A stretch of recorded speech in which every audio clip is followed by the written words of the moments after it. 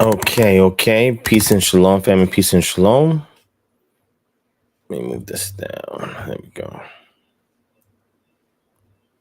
This is your brother Divine Prospect of Kingdom Harbinger Ministries. We are back in the building. Man. Glad to be here. All right. It's wonderful to see the Mishpachah. Sorry for the late show, but it was either late or not at all. And I don't want to disappoint if I can help it. So this is for all the night owls, the night owl edition. Thank y'all for showing up. Shabbat Shalom, Mishpachah. Everybody that's in the building. If you're enjoying the show, hit the thumbs up button. Make sure you guys share the video. YouTube has been unsubscribing hundreds of subscribers to this channel for some odd reason. I do not know why. And they have recently flagged 2 videos. I'm talking about this is videos from years ago. So again, I don't know what in the world YouTube is doing, but that is why we're trying to transition over to Patreon. As you can tell, for those of you who are signed up to Patreon, there's also some free Patreon content on there as well, and posts, etc. At some point, I may start live streaming on there. Not anytime soon, but at some point, I may transition to that because too much content is being affected. They're shadow banning my lives, not my lives, excuse me, my videos. My lives are trying to catch back up, right? Even though the numbers are much lower than it has been a year ago this time, and nothing has changed since then. The only thing that changed was that they demonetized me and they remonetized me, right? So I have no clue what's going on. There's a lot of people saying that they're not getting no updates in regards to when my content is live or whatever the case would be. I don't know what's going on. All right. So please follow me on all social media platforms. All that information in the description below. All right. That's on Instagram, TikTok, Twitter, X, and Patreon. Right. I'm also on Clubhouse at DivineProspect. So if anything ever happens to this channel or you don't see a lot of content uploaded, it's simply because this is something that YouTube is doing, right? So it's unfortunate, but this is the biggest platform that we have as a ministry. That's why I still utilize it. And again, everybody may not have social media or have the Patreon. So I'm trying to reach as many people as possible with the information to try to keep us educated, empowered, equipped, so that we can walk this walk. You feel me? So anyway, let's transition and move forward. So a couple of announcements that you want to get through first, and then we can transition to the Q&A and possibly smoke breaks. Smoke break is anytime somebody has a grievance or some kind of disagreement or issue with me personally or KHM or whatever the case may be. We allow them an opportunity to voice their opinion, have a civil dialogue, and hopefully they get edified at the end of it. You know what I'm saying? That's what that's for. All right. But it's all Gucci. All right. So let's go through our announcements real quick. I just posted, as you guys saw, 2 different flyers. Before I transition, let me play this real quick. So hopefully y'all are paying attention. Let me go ahead and play this real quick, and then we'll transition from there. The Bible is arguably the most enigmatic book of all time. Its depth and richness of narrative, songs, poetry, law, prophecy, and eschatology is unrivaled in its class. This text confounded many for centuries. Attributed to the divine inspiration of the Most High Yah, only a select few were privileged to be able to unravel the mysteries that lie beneath. Today, there are tons of academic gatekeepers who have been able to unlock this coded script using a variety of techniques mostly unknown to laymen. However, today this is no longer the case. Thankfully, DivineProspect has spent 15 years playing the spook who sat by the door to gather intel on how to best approach the text and get the most objective understanding possible. He is making these techniques available to the general public in the upcoming KHM Holistic Research Paradigm for Bible Study classes. For the first time, be able to read the text the way it was intended by the author to his immediate audience. Once you've been able to successfully decipher the scripture, you will then learn how to map it to modern times and yield a harvest of actual results. Sign up today by going to www.patreon.com/DivineProspect and join the $50 tier to reserve your spot. Seats are extremely limited, so take advantage of this opportunity before it's too late. Peace and shalom. All right. So what y'all just seen is what I posted all over social media as well as Patreon and in the community tab of YouTube. And that is about our KHM Holistic Research Paradigm for Bible study classes that's coming up this Tuesday, March 12th, 2024 at 5 p.m. Eastern Standard Time. All right. Monday at 11:59 a.m. is the last day for enrollment. The best way to enroll is to sign up for our $50 tier on our Patreon, or if you're at the $10 or $20, you can upgrade, or if you're a free member, upgrade to our $50 tier to get enrolled automatically into these classes. These classes is going to be like nothing we've ever had in this community. They're holistic for a reason, which means we're going to do a wealth of resources, tools, and methods and techniques in order for us to derive an objective understanding of the text. So that way we can build confidence, right? And you conveying your truth to others when the time or opportunity presents itself. Okay. You'll be able to be well-grounded in scripture and have access to things that only the academic gatekeepers have access to, right? I've taken that information, spent 15 years, poking around, being a spook that sat by the door, like I said in the video, and bringing that intel back to our community to edify, empower, encourage, and equip us for this walk. Okay.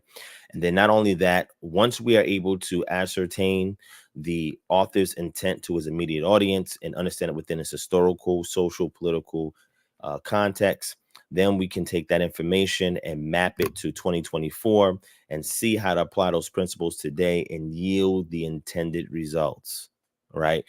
That's why this is so important, right? It is a new paradigm, research paradigm, that is holistic, that we have never used before to apply to Bible study.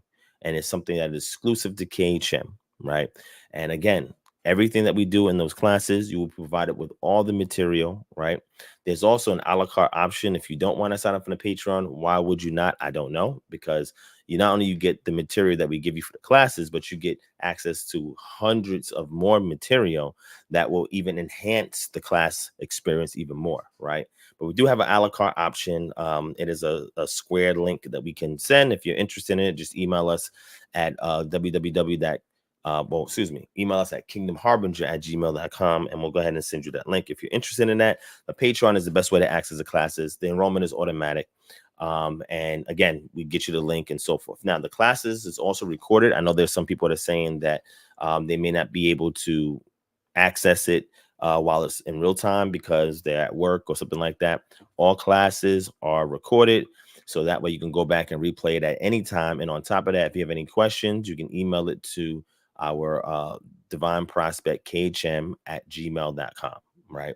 So you can always email us the questions. I'll interact with you. Also, on the Patreon, there is a messaging section, a chat section in the app. And in there, we will have constant communication in regards to what's going on. Okay. So the name of that chat is called KHM Study Club. I don't know if y'all can see it.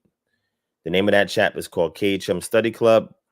So make sure that you guys are in that chat, because in that chat, if you did miss anything, and then you go back to watch it and have questions, you can also put whatever those questions are or comments or whatever in this chat, and I will interact with you. Okay.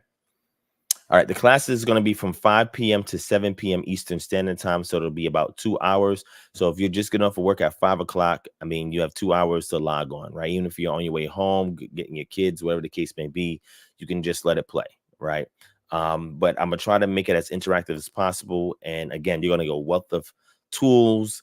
The methodology is sound. That's the most important thing. And everything that I utilize to dive into these scriptures, to do a lecture or a presentation or just to answer questions for you guys, all is based on how I work it through the methodology. Now, when you ask me questions on the fly, I try to do that on the fly, right? And you get an on the fly answer, but that's a freestyle. And that's the nature of the show. It's Freestyle Friday. You know what I'm saying? So the most important thing is when we take our time to dissect it, it's more, meticulous, right? And more detailed, right? And you actually get more out of those classes than me just answering a quick fire like this, right?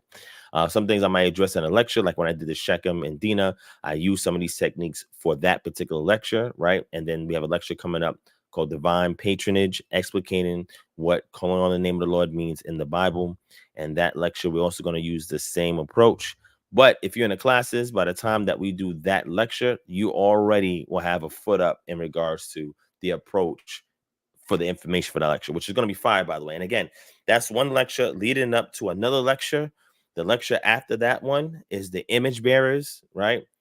Whose image are we made in, right? And whose image must be renewed in, right? That's the lecture after that one. And the lecture after that one is dealing with the Nephilim and the Rephaim. That's gonna be a serious one. That's gonna be our summer blockbuster lecture, and that's one that we're gonna do in person. That you'd actually have to come out to the event.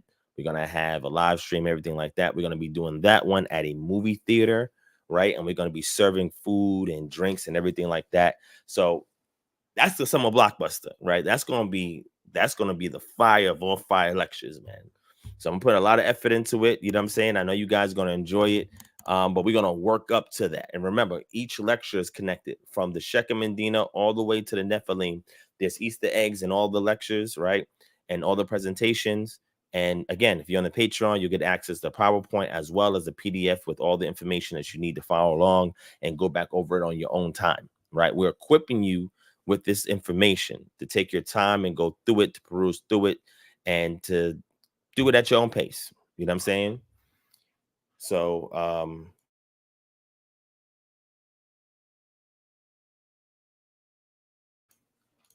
right.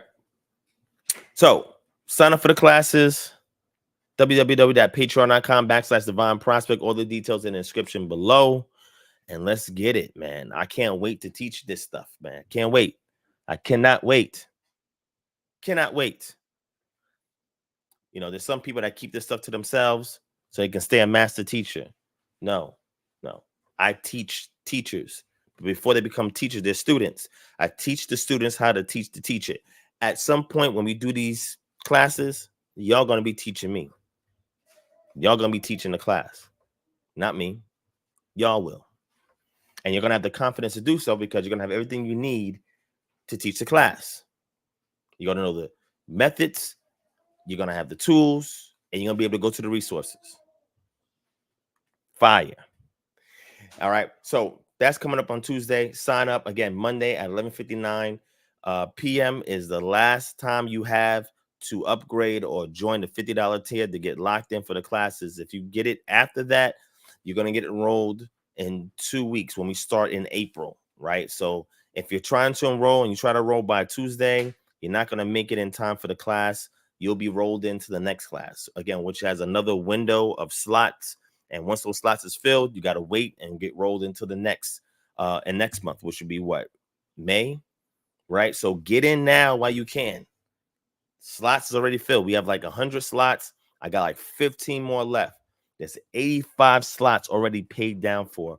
Get in these classes. 85. You only got 15 slots left between now and 11:59 p.m. on Monday. Clock is ticking.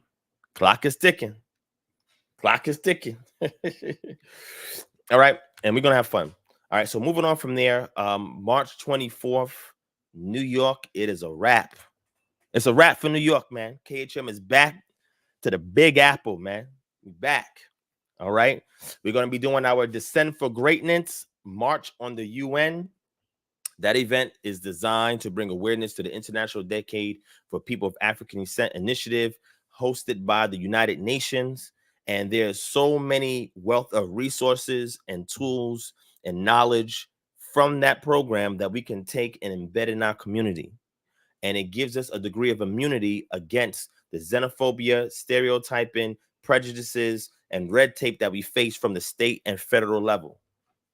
We're going to tell you what this program is about and then tell you how to implement the program. We have to start building our Goshens. Let me get scripture real quick. All right. Let's get scripture real quick. I want to show you something. Let's get the Bible.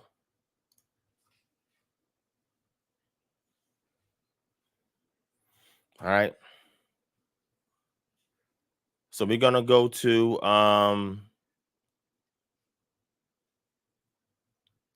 let me go to, let's go here.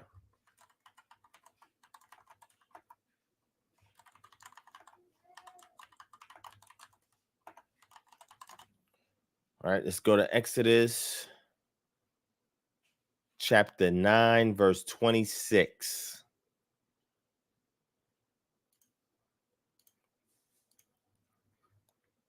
Let me zoom in.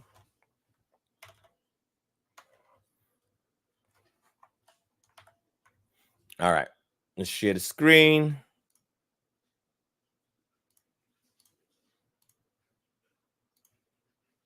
All right, let's start at verse 22.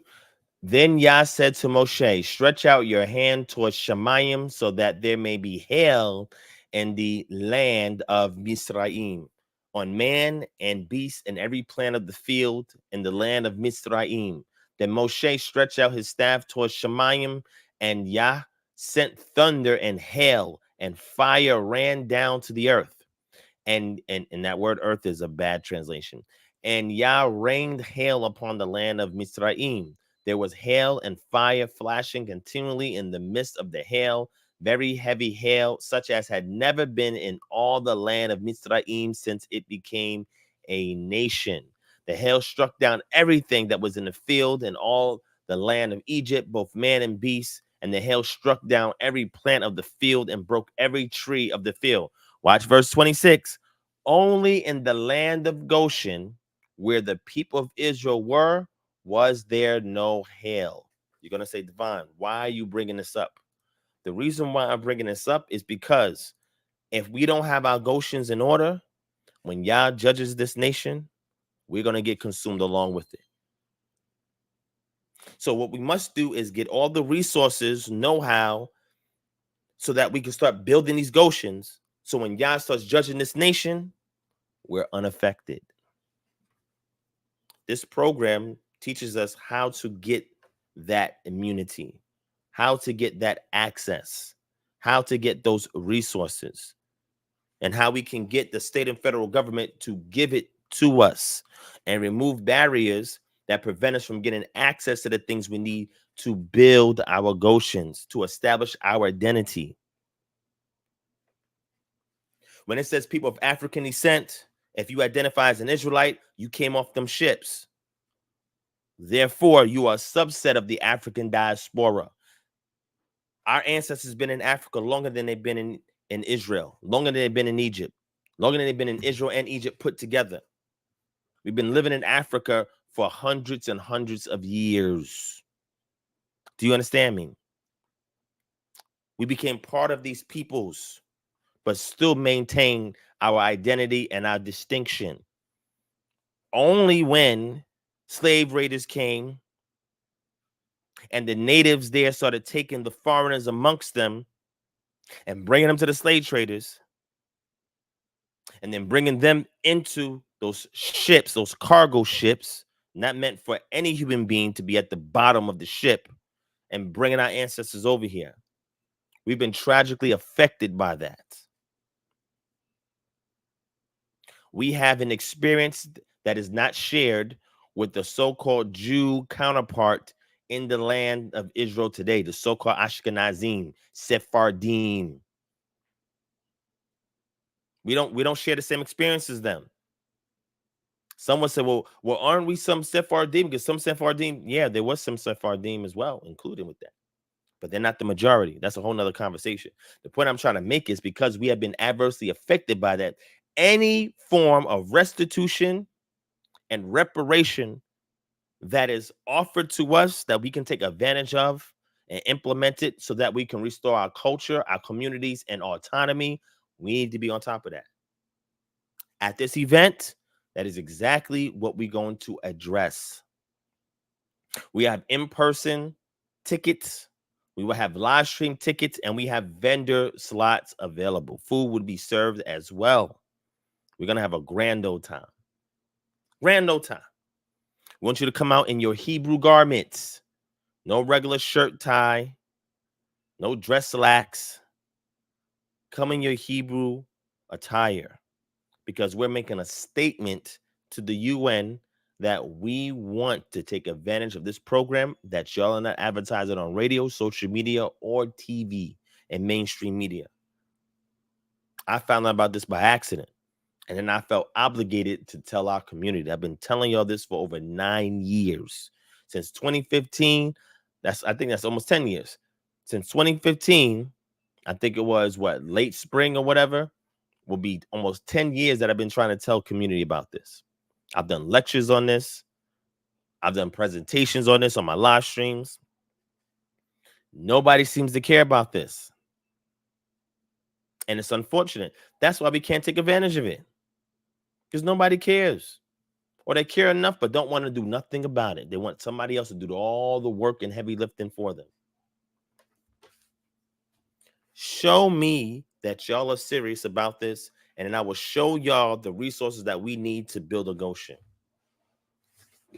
I need y'all to sign up.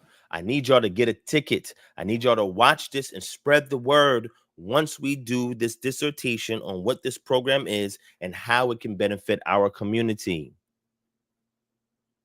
On December 31st at 11:59 p.m., that is the last moment you have to get grandfathered in. Once 2025 comes in on January 1st, guess what? The UN is moving this off the table. They're not dealing with it no more. Y'all gonna be left out in the cold looking crazy because y'all have been given an opportunity now. I've been saying this since 2015. All you got to do is type in my name and type in the International Decade for People of African Descent, and you'll see that I've been doing this for a long time. Okay. So now I said, hey, we need an event to bring awareness. My New York City chapter said, hey, why don't you do an event here about that, Divine, since, this is the last year for it. And I said, sure, let's get it cracking. So me and my team, we've been putting it together. So now we have the flyer. The Eventbrite is up so you can get you a ticket. Spread the word. If you can't make it to New York, that's fine. Get the live stream ticket. View it from home. But if you can make it, there's going to be a lot of heavy hitters there, and not just from our community. We're going to give you pamphlets, information, all of that to take home. We got 3 main speakers, and we have 2 guests of honor. And then we have other special appearances. This is going to be a monumental event, groundbreaking event. Nobody in our community is speaking about this. Whether it's in the Israelite community or the Black community. Nobody's speaking about this. Nobody's bringing attention to this. Why? Why is it so obscure? Why is it so hidden? It's a shame. It's a shame. But you know what? We're not going out like that. Shout out to all my peoples in the chat, live right now, and those of you who watch it on the replay. Let's prove to these nations that we're going to do our own thing and we're going to be autonomous, and y'all going to have to struggle with the judgments of Yah while he's going to have his mighty hand on us. But before he can do that, we got to prepare. We have to prep. Before Yah took Israel out of Egypt, they had to do some preparations. You had to get that zabak, that lamb, and put that blood on the doorpost. There's some instructions he has given us. The same instructions, similar instructions he's given us when we was in Babylon by the hand of Jeremiah the prophet on what to do while we're in captivity. You must prepare in order for him to bring you out. What are y'all doing? Just watching YouTube videos? Just having your Sabbath congregations? Just praying in your prayer closet and meditating? That's not enough. You're not making enough preparations to get up out of here. We need to learn this kingdom etiquette so when the king comes, we can greet him and he's willing to see a prepared bride. The bride must prepare herself for the groom. This is why when I teach you about the ancient Israelite marriage protocol, I explain to you what the bride is supposed to do. The bride must prepare herself for the groom. Are y'all prepared? If they shut down access to the roads, y'all got food and water to take care of your family? You got a generator in case the power go out, in case you need to charge some stuff? Got some solar panels out there? And you're growing your own food? You got a way to network with each other if they knock down the cellular lines, social media, and the internet? Are y'all prepared? Y'all got some land? You got weapons to protect yourselves from any lethal threats?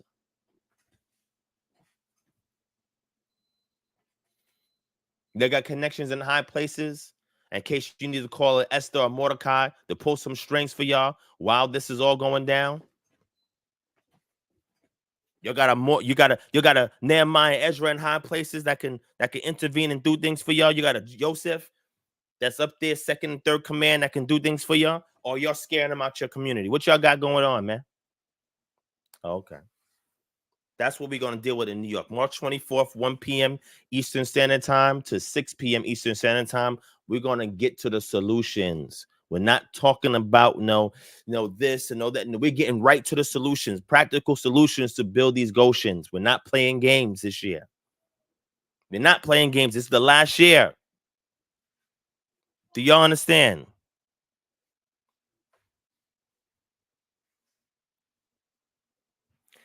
And this event is not limited to just the Israelite community. It's open to the entire Black community.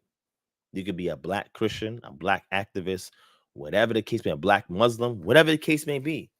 We're not just limited to our community, because this is beneficial to everybody. This is how we instill unity, because we come together for a common cause, for issues and societal ills that directly affects everybody in the community. It is only through the contributions of each group that we can yield a solution that can resolve the ills that we have temporally until we're able to build and sustain ourselves. Now, I see people saying that they don't know what I'm talking about. Let me go ahead and share the link for you. Well, actually, the link is in the description below, but I'll grab the link so you can see what I'm talking about. I'll drop it right in the chat. Again, we have an event in New York City on March 24th, 2024 called Descend for Greatness. March on the UN. That is what we're talking about. Here's the link so you can purchase yourself a ticket. The flyer will also be there on that website. That is what I'm talking about. The International Decade for People of African Descent. I've been talking about this for years. I'm going to drop the link for that as well, and I'm going to show y'all.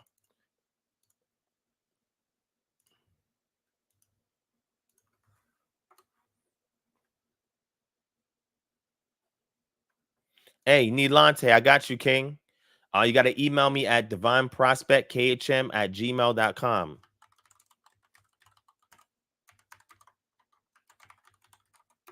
Yeah, email me there, my brother. I got you, okay?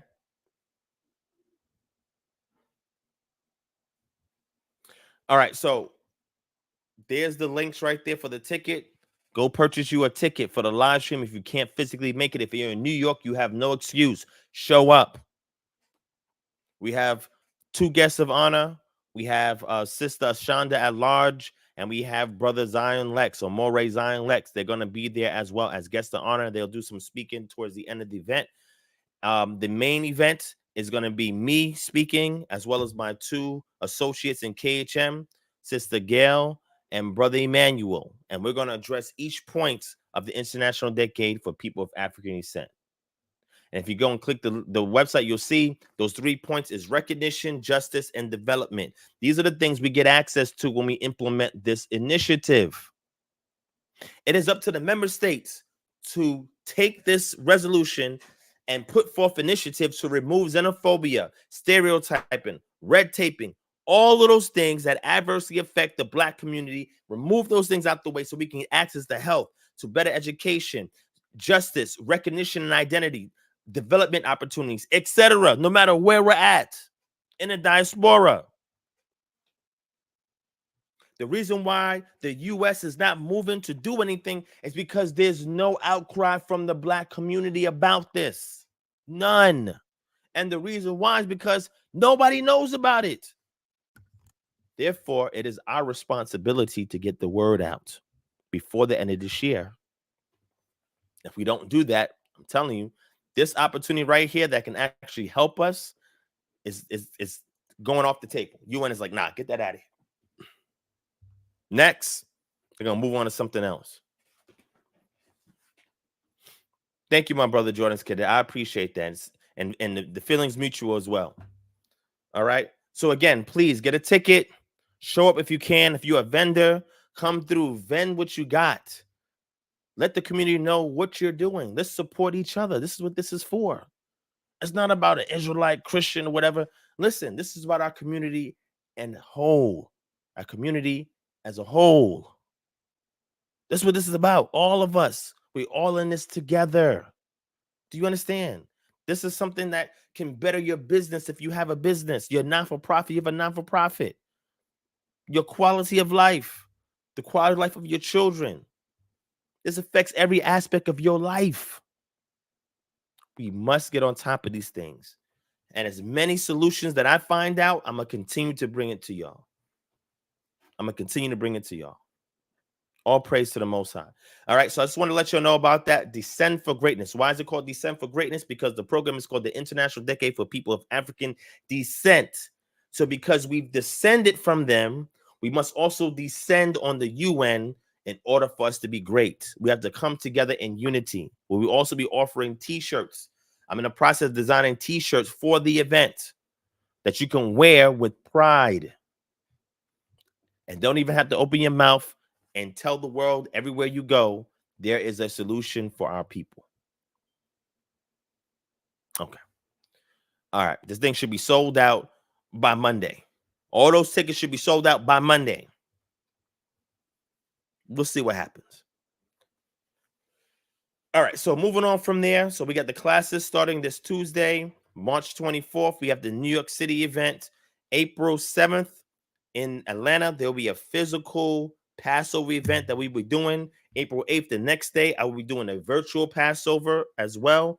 If y'all are interested in coming to the Passover, email us at kingdomharbinger@gmail.com. We only have 25 spots. So let me know if y'all want to come to the physical Passover, April 7th, out here in Atlanta. All right. So the Passover that we actually hold is April 8th, but April 7th, we're partnering with HGA and they're having their event. So therefore, we're partnering with them for the physical one. And then for the virtual one, I'll be doing it here in my home on April 8th. All right. Okay. Transitioning from there, April 20th, I will be in Chicago. I will be doing a coming of age ceremony or what is called a bar mitzvah. I don't like to use the term bar mitzvah because bar mitzvah is actually associated with another community. So I call it a coming of age ceremony that I will be performing for a client in Chicago. So I will be in Chicago for about 2 days. And then from there, that next Sunday of that same weekend, I will be flying out to Philly, well, Greater Philly, and I will be doing a Passover. I'm asked to officiate a Passover. So I will be officiating a Passover on April 21st. And then I'm coming back home early Monday morning. All right. So I'll be in Chicago. Now, when I do the coming of age ceremony in Chicago, the client that I'm doing it for says, hey, can you also lecture? I said, sure. So they want me to lecture right after the coming of age ceremony. Their child is a young man. I think he's coming from age 12 to 13, coming out of adolescence to manhood, right, as a young adult. And they want me to have a ceremony for him. I said, cool, I got you. This is what we need in our community because our young black men are not vetted anymore. We don't have coming of age ceremonies. We don't have rites of passage anymore. We don't have any of these things in our community, but yet we expect our black youth, both male and female, to be productive citizens of our nation, Israel. You have no way to fortify them and or qualify them to operate as adults, responsible adults that will soon have children that will also carry on your legacy. We have no rites of passage. We have no coming of age ceremonies. We don't have any of these things. We must reinstitute them. So when I do this event in Chicago, I will record it, Y'all can watch it for free. It's going to be a free live stream. I'm going to record it. But then also on top of that, we're going to have a lecture. Now, I've been asked to lecture in regards to identity, as regards to who we are as Israel, right? And it's going to be a host of Christians that will be there, fellow Christian brothers and sisters, some who have interest in it and would love to learn more about it. So that's what the lecture will be after we do the coming of age ceremony.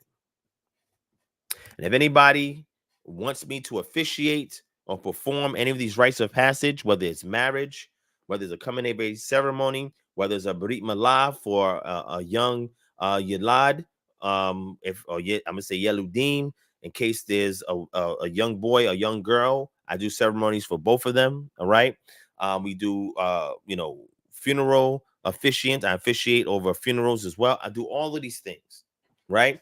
If you need somebody for a feast day, like I'm gonna be doing in April 21st, a client is having me come out there to do a feast day. I'm gonna do a feast day event, officiate over that, and speak for them. If you need any of these services, I'm here. Right? Hold on.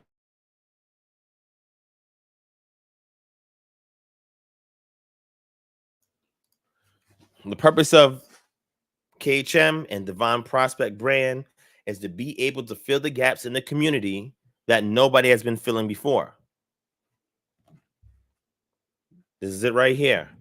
I do professional counseling, weddings, Brit Milah, speaking engagements. If you want me to come out to your city, like I'm doing in Chicago, and speak on your topic of choice, let us know. DivineProspect, khm@gmail.com. That is how you solicit these services, right? Also, I do funerals, feast days, immersions. If you want to do the immersions, come of age ceremonies, or what they call bar mitzvah or bat mitzvah, right? I do all those. Whatever we need in the community, we will continue to provide.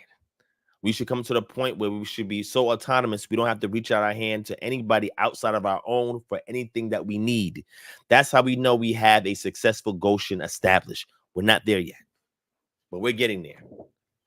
So again, April 20th, I will be in Chicago. April 21st, I will be in Greater Philly. If you're in any of these places, let me know. Email me at divineprospectkhm@gmail.com. Especially if you're in Chi-Town, you're welcome to come, but you got to let me know that you want to come so we can RSVP. All right. Okay. Transitioning from there, on May 3rd, tentative date, I will be doing the free lecture on YouTube, Divine Patronage, explicating what does calling on the name of the Lord mean in the Bible. Okay. I will be doing that.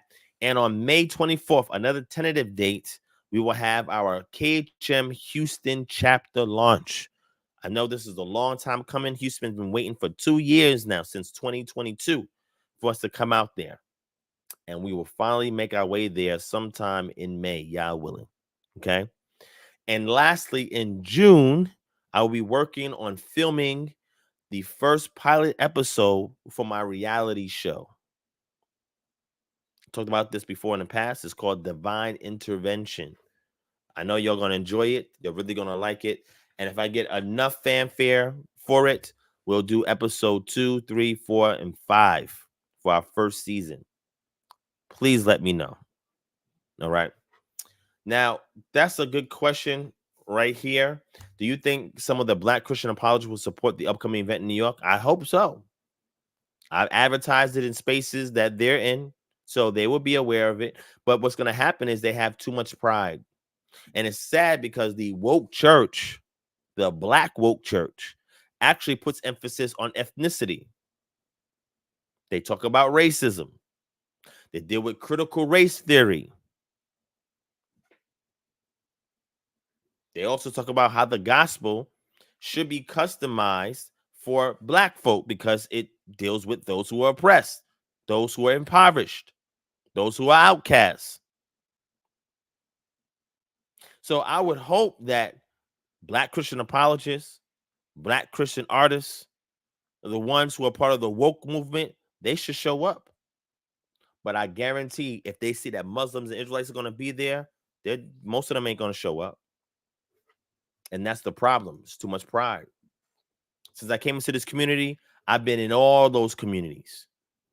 I've been in the Black Muslim community, the woke church community, the Kemetic community, the African spirituality community, the More Scientific America community. They had rallies, they had events, conferences. I was there. Even when Tariq Nasheed had an event out here in Atlanta, I was one of the speakers. I was there to support. I was there. When my camp brothers, they had their events, Masha, Yasharala, and all of that, I was there. I showed up. Boots to the ground. I have pictures and videos and interviews and all of that. I was there supporting everybody. But now that I have this event in New York, let's see who's going to come back and support me.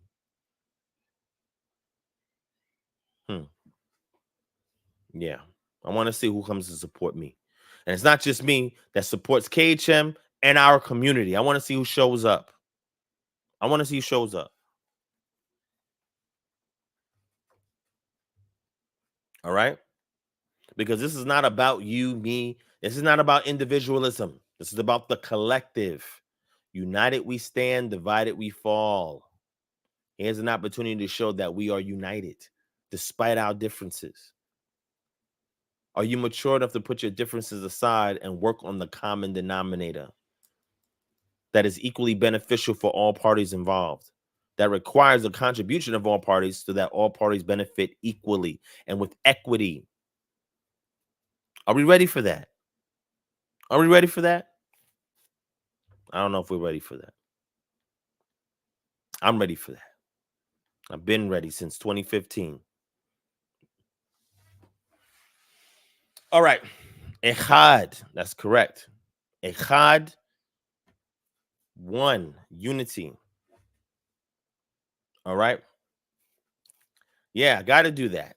Whatever it takes to inspire and persuade y'all to come together is what needs to be done. Right? It's necessary. It's a necessary. I'm not going to say it's evil. Some people think coming together is evil and wicked. Those are people that are short-minded. They don't know what they're talking about. All right, let me give a couple of shout-outs. Shout out to HaKodesh Management.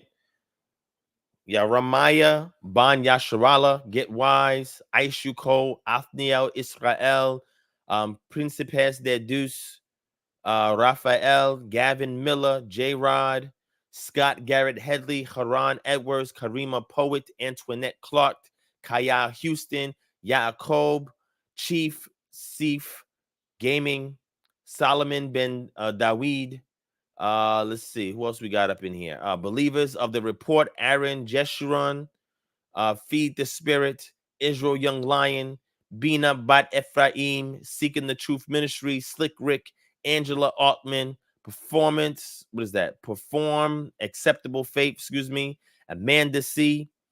Let's see. Who else? Fitzgerald. Shalom to all of y'all. I think that's everybody. Nilante, Sean McGee, Shalom King. What's going on? Jordan's Cadet, Shalom. Sister Santua, Shalom. Let's see. Who else we got? Brother Ahuv, Shalom. Solomon Israel, Shalom King. Shachar Yaraya, Shalom. Okay. Hey, as y'all coming on in, hit that thumbs up button, so we can mess with or put the algorithm in a headlock and say, yo, you better move this video up. Because YouTube be on some funny stuff, man. Funny stuff. I'm going to work on another promo video. I did one for the classes. I'm going to work on one for the event March 24th. Put it on all social media. When you see the flyer going up, the flyer is up right now. So on Patreon and it's on the community tab. Please share that flyer everywhere. Get the word out. All right. This should be a sold out event. People should show that they really care for a solution. Shout out to Jay, Rico in the building. Shalom to y'all.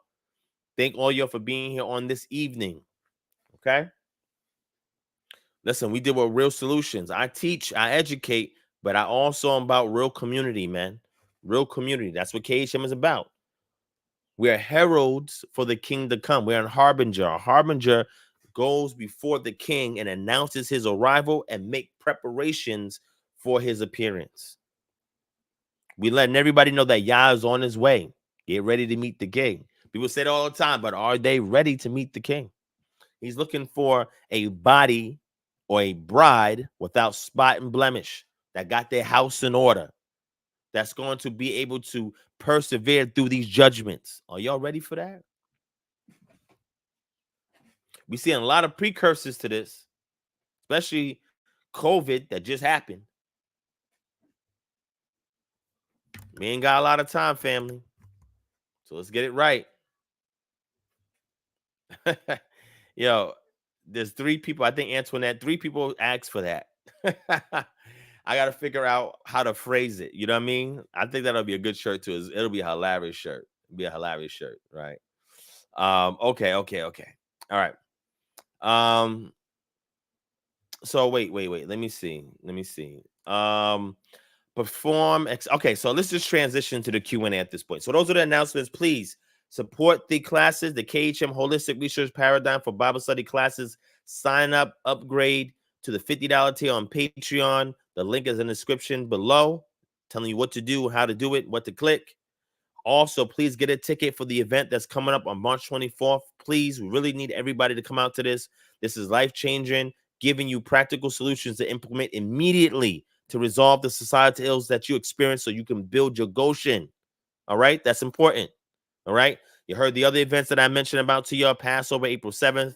I'll be in Chicago, April 20th. I'll be in Greater Philly, April 21st. Again, if y'all in any of these cities, email me at kingdomharbinger@gmail.com. Let me know you in these cities, and we can get together, whether we're going to get together to eat for a brunch or a dinner, or whether you're going to come out to the lecture in Chicago, whatever the case may be. Let me know you in one of these cities, and let's get together, all right? Also, remember the lecture coming up May 3rd, and the Houston chapter launch May 24th, if all goes well. And June, when we launch the episode 1, I need y'all, the pilot episode for this. Again, the concept for this reality show, all right? I'm going to get back to your question. The concept for this reality show is to show how Yah uses our community to be his hands and his feet working in the earth. Divine intervention is causative in the Hithil. He uses agents to carry out his will in the earth.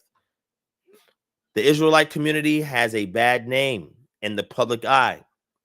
This is designed to change all of that. They're going to see that we have businesses, that we have congregations, that we're in certain positions in society. They're going to see all the good that we do, and why the good that we do staves off the immediate judgment. Abraham asks, if there was 100 righteous, would you spare the city? 50 righteous, will you spare? 10 righteous, will you spare the city? There's a lot of things where we are, our prayers, our works, our acts, our behavior, our lifestyles is holding back the judgment, holding it back temporarily, but just holding it back, giving more time for those to come to the truth and right relationship with Yah through his son Yeshua. Holding it back. We're holding it back. Jeremiah said to pray on behalf of the city, interpose on its behalf to Yah, for in its shalom, you shall have shalom. If your Israelites don't have shalom, it's because you're not interposing on behalf of the city. How do you do it? Get these solutions implemented. Do what Yeshua says. Let your light so shine before men that they may see your good works and glorify your Father in heaven. It is that our purpose each and every day. Is that what we're striving to do? Okay. All right. I'm going to start answering questions, but also at the same time, I'm going to go into something that I want to address real quick. I want to address this real quick as well. Let me throw it up on the screen. I'm going to answer that quick question right there. All right. You see this here on the screen? See this? These are holy days. Somebody had a new year on March 2nd. And then somebody has a Passover on March 15th in the winter time.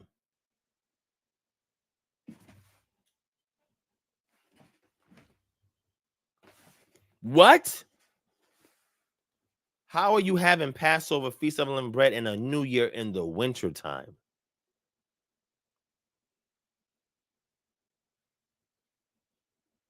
Okay. All right.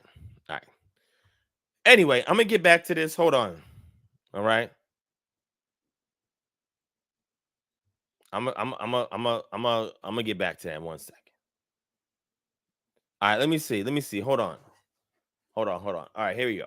Can you cite some sources for Jerome's comment regarding the provenance of the Greek Matthew? Well, he said the Greek Matthew is unknown. We don't know who authored it. But he tells you where the Hebrew, quote unquote, because it wasn't really Hebrew, it might have been Aramaic, and the dialect of the apostle Matthew at that time, which either would have been a Jerusalem or a Galilean dialect. He tells you where he got that text from, and Jerome translated the Hebrew and Greek, not the Hebrew. Well, he said he translated the Hebrew, but of the Gospel of Matthew, but he was responsible for the Latin Vulgate that we have today. The Western Church is indebted to him for that translation. But you want that? Okay, now I got to look for my book. Let me see if I can find it. Hold on 1 second.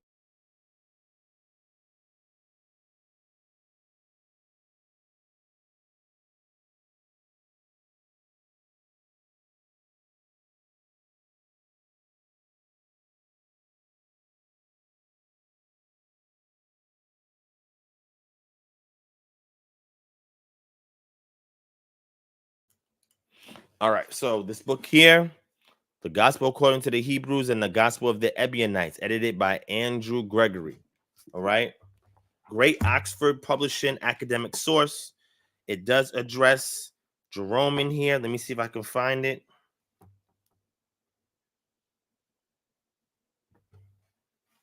Let me see if I can find it.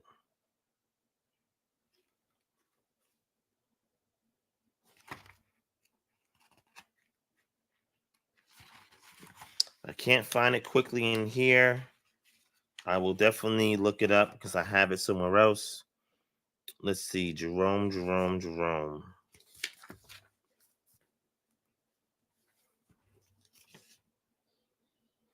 Let's see. 36. Let me see if that's it.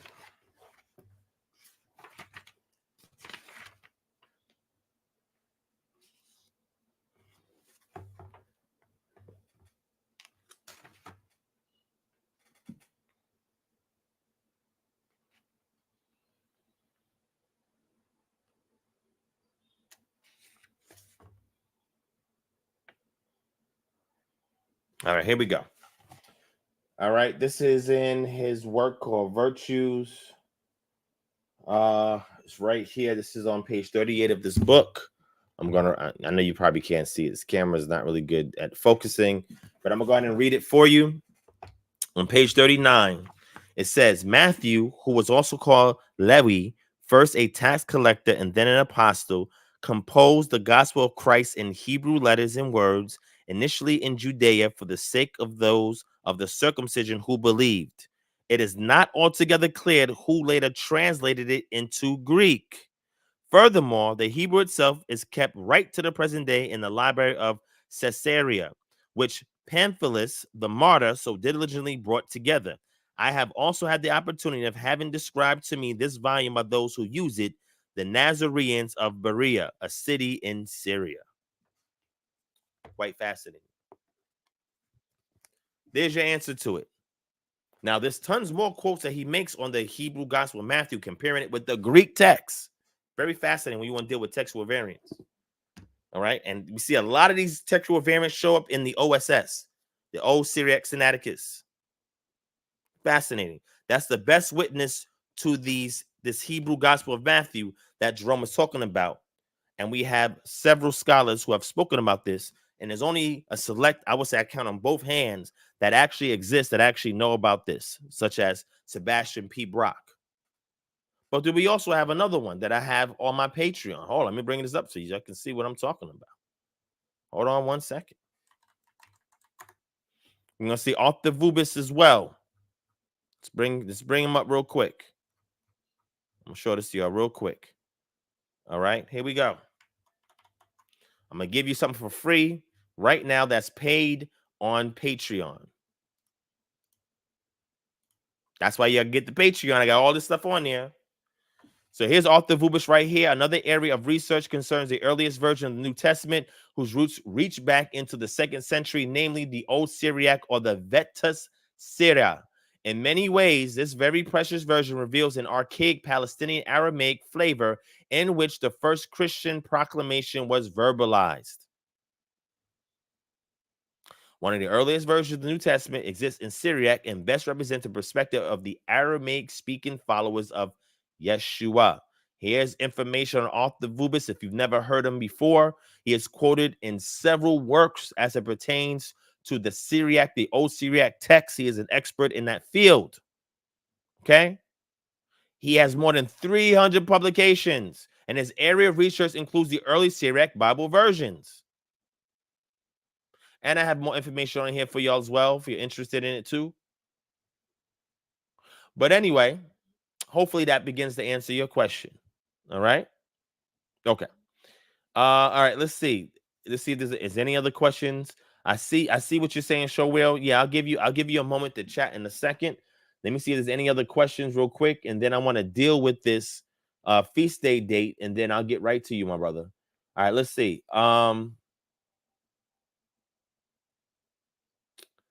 Let's see. Do you have a video on the Immaculate Conception? Yes, I do. I sure do. Hold on. Not the virgin birth. They're not the same thing. Immaculate Conception is a doctrine that says that Mary was absolved from all her sins because she was blessed amongst all women.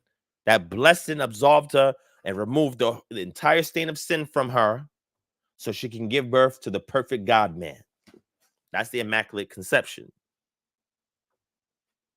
She was absolved from all sin. Either she was born with no sin or she was absolved of all sins. Either way, she had to be perfect and without spot and blemish in order to give birth to the perfect God-man, Jesus Christ. That's the doctrine in a nutshell. And I'm overgeneralizing it, but that's the doctrine. Okay? So I say that that's BS, and most Protestants would say the same thing. That's BS, right? But in here, I show you Bible verses to show that that's not the case. If she was absolved of all sin, then after she gave birth to Yeshua or Jesus, then she would not fulfill no temple rites. To show that her flow of blood that makes her unclean, that she would not be tameh. She would not shouldn't have been unclean.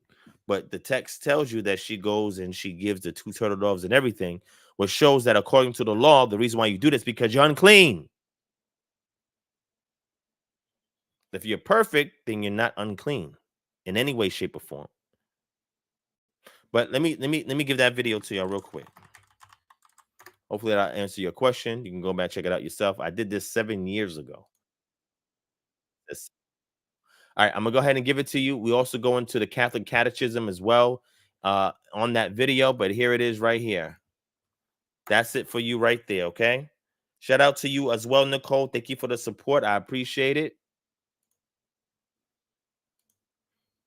Shout out to Lisa Marie Anderson in the building. Shalom.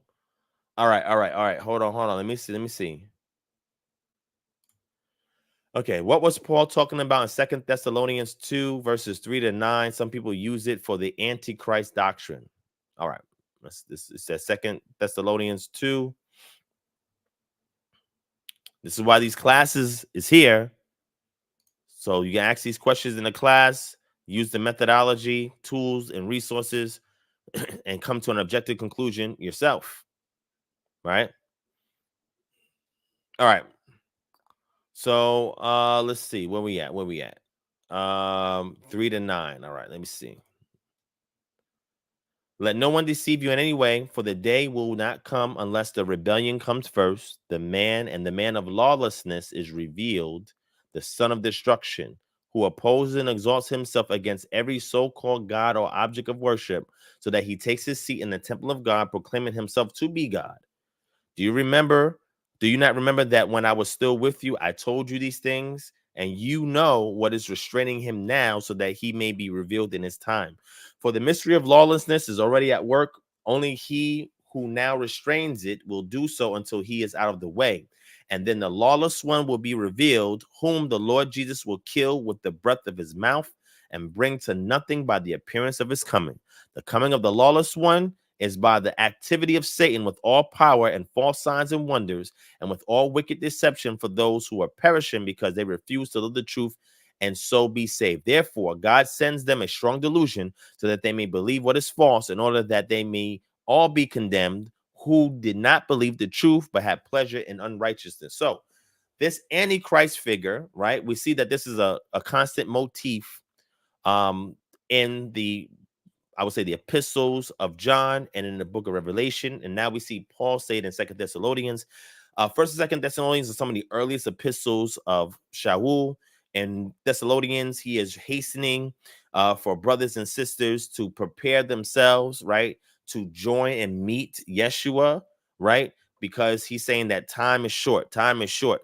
So now in his lifetime, he was expecting or anticipating that there will be somebody that will come and they will stand in place as if they're the Messiah for all nations, but be taking them deeper and deeper into wickedness, because it would be Hashatan, the adversary, who will be behind this entity, giving him all power and false signs and wonders, so that he may deceive those who are already perishing, those who are already laden with sin and not looking for eternal life through Yeshua, because they refuse to love the truth. This entity, whoever it may be, whatever it may be, is being restrained, being held back, so that way the elect can come in to the flock before that restraint is let go and he is revealed, and then eventually he will be destroyed by Yeshua's coming. Yeshua will destroy him. So a lot of the things that he's saying here, we see also show up in a Johannine community or from the epistles of John. Scholars now come to the consensus that we know that First John 1 is authentic, but First John 2 and 3 has always been under question of whether or not it was actually authored by John himself. Some believe that it was done after his death and it was done by the Johannine community. Same thing goes for the prologue of John chapter 1 verses 1 to 18. These things are attributed to a Johannine community. However, their goal with the book of John, showing that, we see that in John chapter 20, last verse, that tells you the summary of why this book was written, so you may believe that he is the Son of God and that in him there's salvation. Why? Because if you're not on the side of Yeshua, you're going to be on the side of the Antichrist. That's the dichotomy. It's either life or death. You choose Yeshua, you choose the Antichrist. So what he's saying is he in his time, again, he's writing this to an immediate audience. His intentions for the book of Thessalonians is telling them that time is short. Yeshua is soon to come. Some of them thought that Yeshua came already. He said, no, then they didn't come already, right? But he will come. This is him pressing for Thessalonica to get right, get in order, so they may be prepared and for them not to lose faith, because they see their brothers die before them. He said, don't lose faith. They're going to be caught up along with you. You get it right. And then he goes in 2 Thessalonians in chapter 2 and tells them what he is anticipating to happen very soon. Now we know Paul died in the 60s, right? 60s AD sometime, right? Before the destruction of the temple. And this situation did not occur yet. How do we know that did not occur yet? Because we have the book of Revelation that's written close to 100 AD, talking about all of these things that's to come. And we see that it's very similar to the theme that we find in 2 Thessalonians chapter 2, which means this is what's circulating amongst the community. Paul received information from others. All his revelations that he revealed in his epistles are not from his own understanding and his own revelation. How do we know? Get some proof for that, Divine. Okay, let's go to 1 Corinthians chapter 15. See what Paul says. He says, now I will remind you, brothers, of the gospel I preached to you, which you received, in which you stand, and by which you are being saved, if you hold fast to the word I preached to you, unless you believed in vain.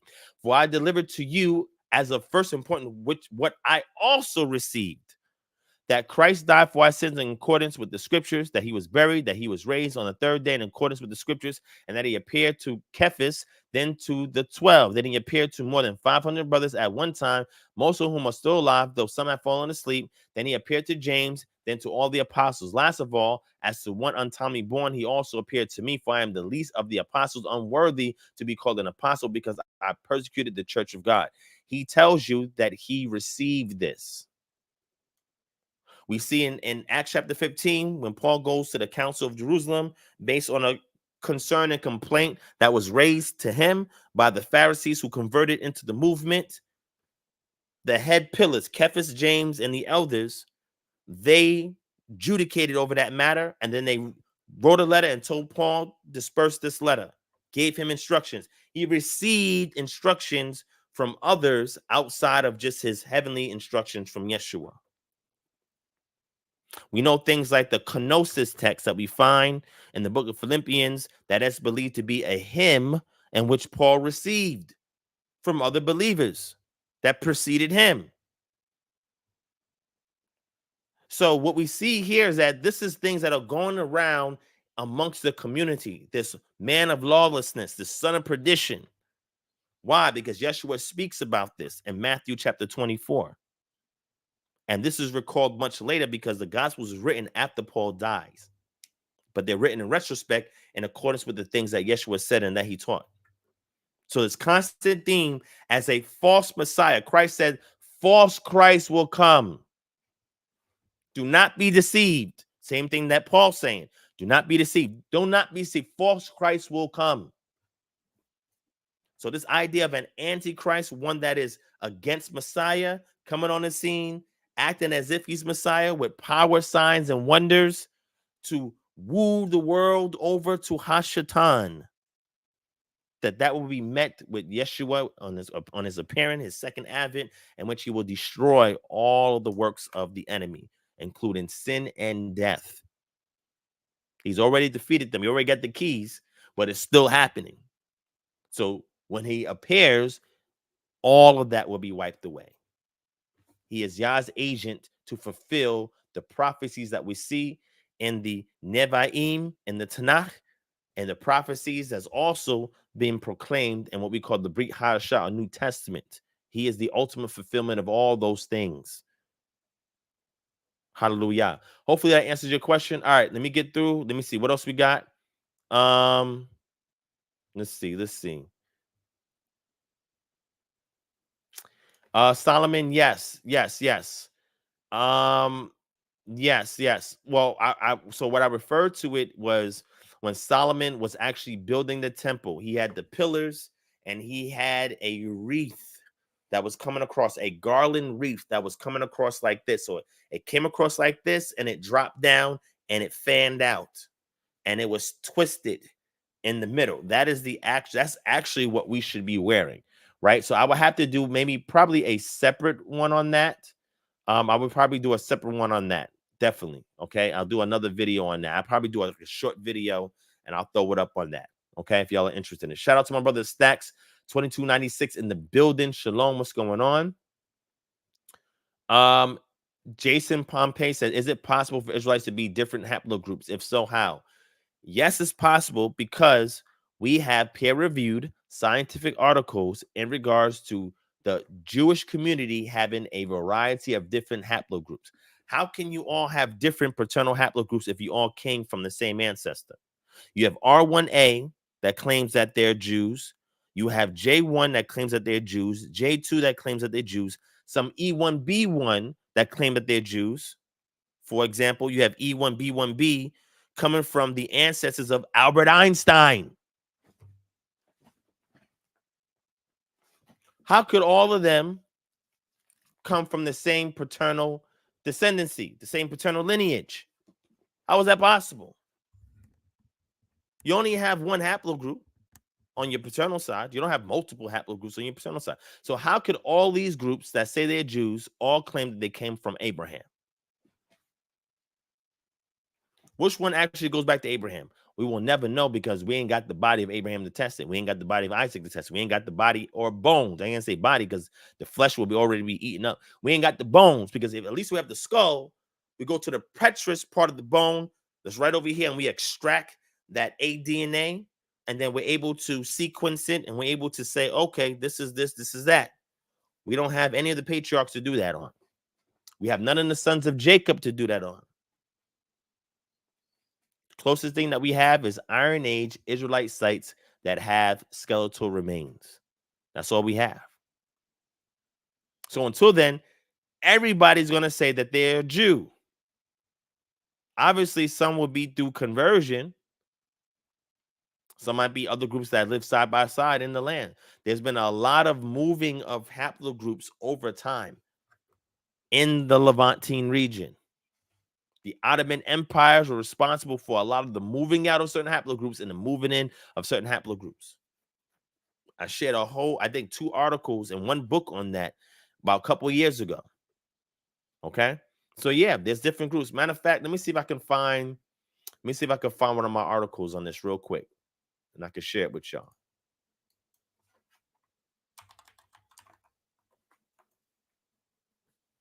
Let me see.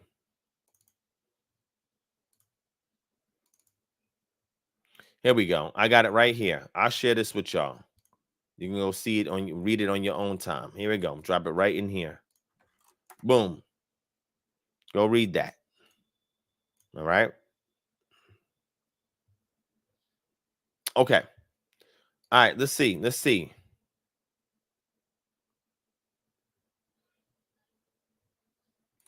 What do you think about the 3 days of darkness doctrine? Akoti, I don't know what you're referring to.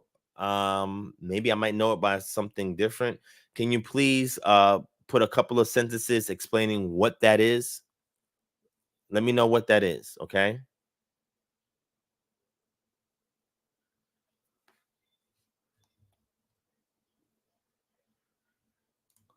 All right. Shout out to Rico. Okay, after this, anytime, Jason. After this, I'm gonna have to get into what I want to do on the feast days and see if Brother Ssoreal is still around. All right. And I see other questions, but let me just focus real quick. So can you touch on 1 Peter chapter 4, verse 16? Yet if any man suffer as a Christian, let him not be ashamed, but let him glorify God on his behalf.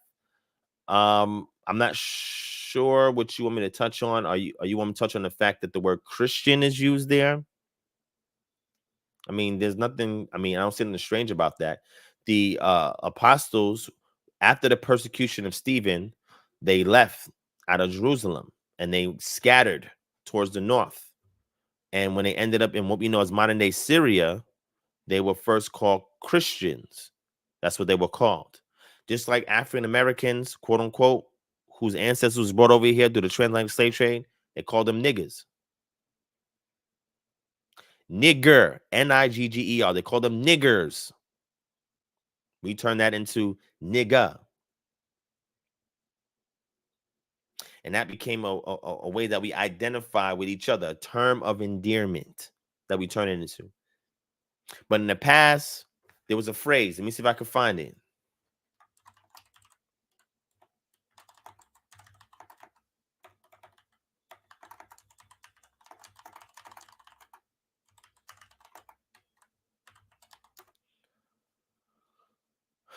Let me see.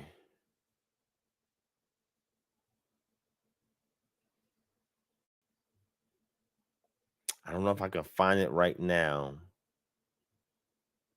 But there was a phrase in which we took a derogatory term, right?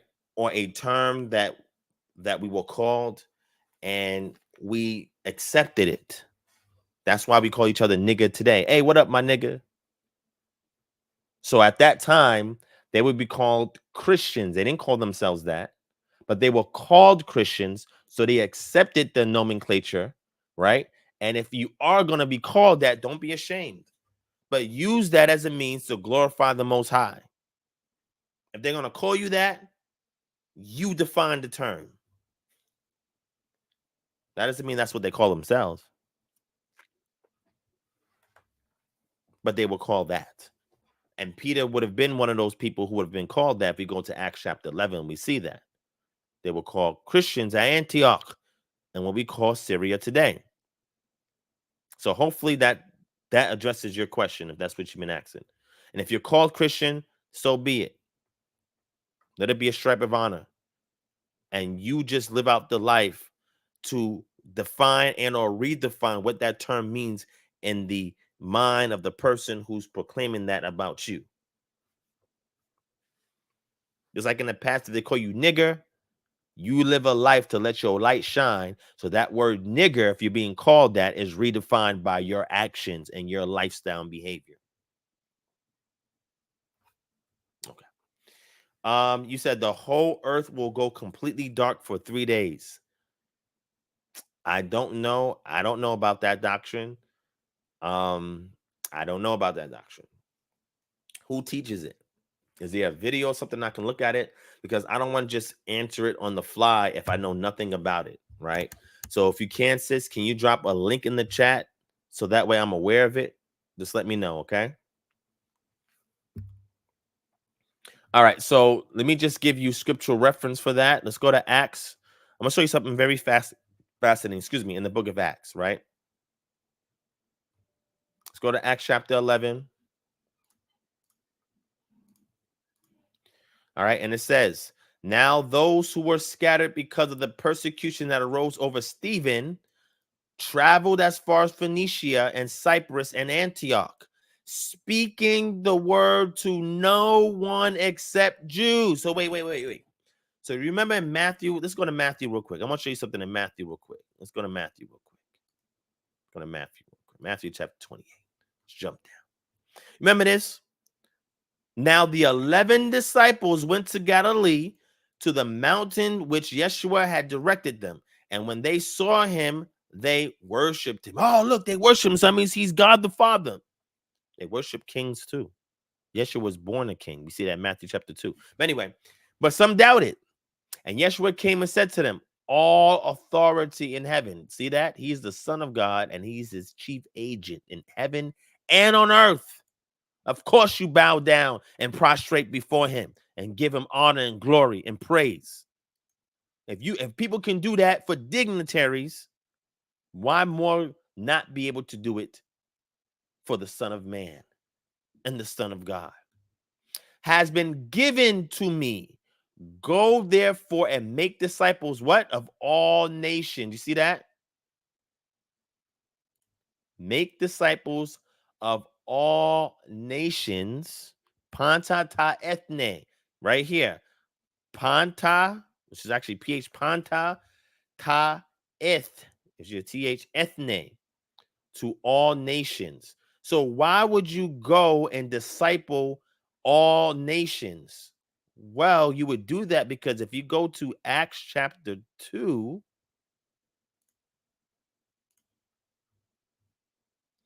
in verse 5, now there were dwelling in Jerusalem Jews, devout men from every nation under heaven. So if they were given a commandment to disperse and go to all nations, making them disciples. See, in Greek, we know where the emphasis is based on the language. Making the disciples is the higher emphasis over the baptizing. I'll show you that in the language when we do our classes, right? But nonetheless, when they left Jerusalem, the places they went, the other nations, they only went to the Jews. Why would they do this if they interpreted Matthew 28:19 to mean Gentiles too, ethne?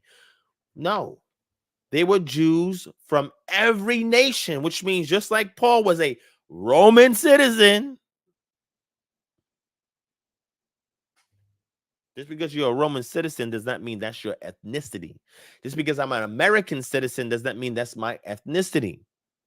So if they've been told this in Matthew 28:19, then why are they only going to Jews? And we're talking about the disciples, the 11 that was there, that would include Peter, James, John, who were the pillars, according to Paul. Why are they only going to the Jews in Phoenicia, Cyprus, and Antioch? So the question is, if they're only going to Jews, then that means they must misinterpret what Jesus said if he meant to go to all nations. Now, ethne does mean other ethnic groups, right? But you got to go amongst those other ethnic groups in order to find the Jews. And as a result of that, Gentiles are affected as well. We see that in the works of Paul. When Paul goes and starts preaching the gospel amongst the Jews, there's Greeks that come and they want to hear about it. And he's reasoning to them on the Sabbath in the synagogues. That's what Paul was doing, going out to the Jews. Remember, Paul says that John, Peter, and James were commissioned to go to the circumcised, and he to the uncircumcised. That means what they're doing is in alignment to what they were taught by Yeshua, Matthew chapter 20, verse 19, going to the circumcised amongst the nations. Paul was the one going to the uncircumcised. So we got to kind of get that in context. Anyway, so when we understand that, let's go back. When we understand that, let's go back, right? If we keep reading, but there were some of them, men of Cyprus and Cyrene. So when they went to Cyprus, there were men in Cyprus and Cyrene who they spoke the word to, right? Jews. They went to Antioch and spoke to the Hellenists, also preaching the Lord Jesus. So it wasn't the disciples that went to these Gentiles preaching it. It was the people, the Jews who they preached to, who then took the word and they went to the Gentiles. That's what the text is saying. And the hand of the Lord was with them, and a great number who believed turned to the Lord. The report of this came to the ears of the church in Jerusalem, and they sent Barnabas to Antioch. Verse 26, and when he had found them, Barnabas, going to Tarsus to look for Saul, he brought him to Antioch. For a whole year they met with the church and taught a great many people. And in Antioch, the disciples were first called Christians. They didn't call themselves that. When you read the Greek, there was a nominative that did the calling to the disciples, and they called them Christians. The disciples didn't call themselves Christians. We have middle voices and all types of passive verbs to showcase that in Greek if we wanted to say that they called themselves. That's not what the text says. Okay. All right. Hopefully that answered your question. All right.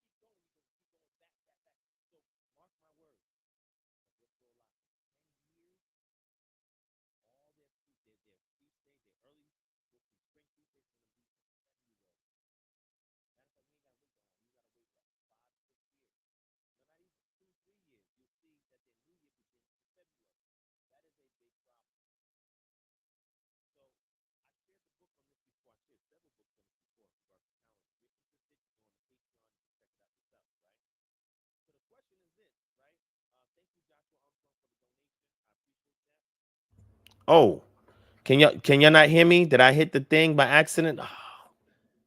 Oh man, can y'all hear me? Oh shoot. How long was I muted for? Somebody says 154 I was muted. 4 minutes I was muted. Oh shoot. Can y'all hear me? I'm glad I looked at the chat. All right, so let me go into this again real quick. All right. Thank you for the donation, Joshua, because that color caught my attention, right? All right. Let me go back to what I was saying. Man, whole 4 minutes. All right. Let me go back to what I was saying, right? So this is what I was saying, right? I don't know the last thing. What was the last thing you heard me say? Shout out to Living by the Way in the building, Bishop Marcial in the building. Shalom. Thank you for joining. Let me know what was the last thing I said? What's the last thing y'all heard? So I can pick it up from there. The last thing y'all heard. I must have hit the mic by accident. Shout out to William McLean in the building. Shalom. What was the last thing y'all heard? Ayasha Kwam. Shalom. Ben Robinson. Shalom. Thank y'all for joining. What was the last thing you heard? All right. So when I went into so right when I answered the question and I transitioned into the feast day, right? Okay, cool. So let me say it over again. No problem. All right. So what you're looking at right here, right? This is the calendar for GOCC. Okay. This is GOCC calendar. GOCC follows the Enochian calendrical system that we find in the book of Enoch in the calendrical section that talks about the heavenly bodies, the revolution of the sun, the moon, etc. Right? And that the sun goes into a chamber, comes out of chamber. It actually marks a solar year, which is 364 days. That's a solar year, right? All of this comes from the Qumran cave text, the extra biblical text, or it may be a biblical canon. It is for the Ethiopian church and so forth. But the book of Enoch, right, has a purported calendrical system inside that text, first Enoch, right? What happened was at Qumran, there were multiple sects that resided there. It was never one monolithic sect. This is the consensus of academia as we have it as it pertains to the groups that stayed there. Amongst these groups, all these groups, and not all of them, but the majority of them that stayed there, they created a calendrical model based off of the Enochian text that deals with the year. And again, the reason why this was actually laid down during the Grecian period is because the Greeks upholded the moon. When you look at the Macedonian calendar, it upholds the moon. When Alexander the Great conquered the known world, he went into Babylon, he encountered the Chaldean priests and saw their calendrical model and decided to adopt it. Because in Greece and in those the Aegean Sea islands, they had multiple calendars. The Athenians had a calendar, the Macedonians had a calendar. They all had different calendars. Alexander the Great wanted to unify everything. So what he did was he exalted the moon as a means to determine the year. Now, we know the moon has 354 days, so you're off 11 and some change, 11 and a quarter and some change. If you follow a purely synodic year, okay? Year that deals with just the moon, okay?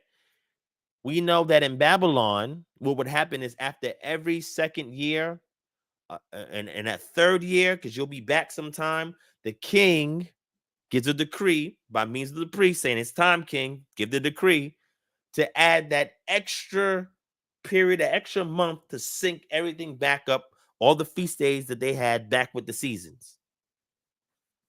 That is called the Adar 2. That is what some Jews use today, the ones that follow a calendar based on simply the moon cycle. So what happened was, in response to that, after they threw the Maccabees, right, the revolt threw off the yoke of the Greeks, because, the Greeks burned their works and the Greeks persecuted them and sacrificed a whole pig. Antiochus sacrificed a whole pig on the altar and all of that. After they fought them, the Maccabean revolt occurred and the Hasmonean dynasty was established. Then we had the wealth of writings. One of those writings that appears, that comes from an oral tradition that was then written down, which means some of the writing was contemporary to that time period when it was in Greek captivity. But there were some elements in it that still go back past the Grecian captivity, the oral portions of it, right? That we find in the text. And I taught this in my lecture about the calendar, right? So what we find is now they are shunning using the moon in order to determine the year. And they put an emphasis on the sun and they de-emphasizing the moon. So when you go into the book of Enoch, you're going to see a de-emphasis on the moon and an emphasis on the sun.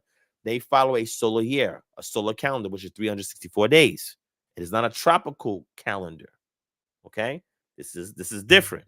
So what happens is when these sects started to adopt the Enochian calendar, all of them over time abandoned it. Because you start to see as year and year and year pass, like, oh, we're going back in time for this feast day. Oh, shoot. My duties that I have in a community is going back, shifting back in time. There's nothing in the Torah, what we first learned about the calendrical model, that deals with intercalation, intercalary dates. These are dates or I would say periods of time that you insert into a calendar to bring it back on time or on schedule or in harmony with the seasons of the year. There's nothing in the text that gives us that prescription. So what scholars are trying to do is like, how could they have fixed this calendar? And they figured that after every 7 years, they would add an additional week. This is what their assumption. They would add a week in order for them. And that week is based on Shavuot, right? They would add an additional week to bring the calendar back in sync with the seasons so that you continue to have Passover in the springtime. Now, a lot of people don't research this stuff. Okay? They don't research this stuff. So because they don't research this stuff, they don't know this. So what you're going to start to have is that everybody that starts to follow the Enochian calendar, whenever they decide to start using it, what GOCC did, if I'm not mistaken, about 12 years ago, if I'm not mistaken, right? Elder Ricard did a whole video on this, right? When they started to adopt it, from that time on to now, they've been going back in time. Going back in time. How do you have a calendar that's going to have you having Passover in February and then eventually in January? If y'all live long enough to see it, 20, 30 years, they're going to be in January having Passover. They're going to say, this is our new. At some point, it's going to be on the same date as January the 1st, to the point where their Passover is going to be in the previous year. At some point, it needs to be corrected. Okay? It needs to be corrected. Shout out to my brother Quincy Claiborne in the building. Shalom King, what's going on? Right? So now that we see this, what do we do about this? Because you see all these different dates, right? So with GOCC following the Enochian calendar, not being aware of the calendrical text and Qumran, and that they all have been abandoned because, again, it falls out of sync with the tropical year. The solar calendar falls out of sync with the tropical year, and you start going back in time. How do you have a new year on March 2nd? And their Passover is this coming Friday. And the concern is, After 5-10 years, you're going to be back in the middle of February having your Passover unleavened bread. Now, we know that there's some issues to that because the text tells you that. First of all, let's find this. I'm going to show you one thing. If they, whoever abides by this upholds Torah, I'm going to show you one thing, right? Let me show you this.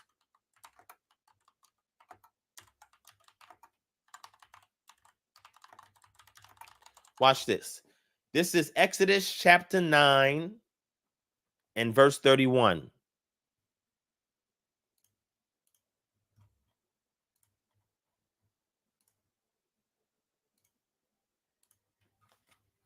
I want y'all to see this, okay? I'm going to start at verse 27 for context. It says, then Pharaoh sent and called Moshe and Aaron and said to them, this time I have sinned. Yah is in the right, and I and my people are in the wrong. Plead with Yah, for there has been enough of God's thunder and hail. I will let you go, and you shall stay no longer. Moses said to him, as soon as I have gone out of the city, I will stretch out my hands to Yah. The thunder will cease, and there will be no more hail, so that you may know that the earth is Yah. But as for you and your servants, I know that you do not fear Yah Elohim, right? Or Eloheka, or Elohim. Now look at verse 31. The flax and the barley was struck down, for the barley was what? In the ear, and flax was in the bud. But the wheat and the emmer were not struck down, for they were late in coming up. I did a whole academic article on this on my Patreon, right? What does this mean? This is the crops. To know what time of the year it is and what you should be looking for at KHM, right? We use 6 signs, 3 celestial, 3 terrestrial, in order to synchronize when the new year should begin according to the text. 6 signs. The more signs, the better. All these 6 signs are prescribed and or referenced in scripture. Okay? What are these 6 signs? The sun, the moon, the stars, the weather, the crops, and animal migration and mating. We have references to animal migration and mating. Song of Solomon, it talks about the wintry rains have passed, and they hear the turtle doves cooing in the land. Then the book of Jeremiah talks about the jenny and its season, which in 3 months of the year, which is in spring, the jenny is in heat. It's not in heat in the winter. But dealing with just the crops, if you're having Passover and the flax and the barley are not in the ear, you have a problem. Your calendar is off. If you start going back into February, January, there's no barley in the ear or no flax in the bud at that time. That's a big problem. Let alone even having any wheat and emmer. You need these items because you have to give this stuff when the time comes. Matter of fact, let's take a look at it because they're using the barley to eat bread. Hold on. Let's deal with this real quick. Let's go to Leviticus chapter 23. All right. Let's go to the Feast of First Fruits, which is very important. Look at this. And Yah spoke to Moses, saying, speak to the people of Israel and say to them, when you come into the land that I give you and reap its harvest, reap it. You can't reap a harvest if there's nothing there. The wintertime is when they sow into the land. The springtime is when they reap from the land. You shall bring the sheaf of the first fruits. You can't have no first fruits if there's no crops growing of your harvest to the priest, and he shall wave the sheaf before Yah so that you may be accepted. On the day after the Sabbath, the priest shall wave it. This is the first fruits, right? This comes right after Passover and unleavened bread. And you need barley, flax, in order for you, and if you have an early wheat harvest, in order to make unleavened bread. You can't even eat the bread. How are you eating the bread in the wintertime? It's not even growing. This is a grave issue. Grave issue that we got to deal with. This is just dealing with the crops. Now let's go to Song of Solomon.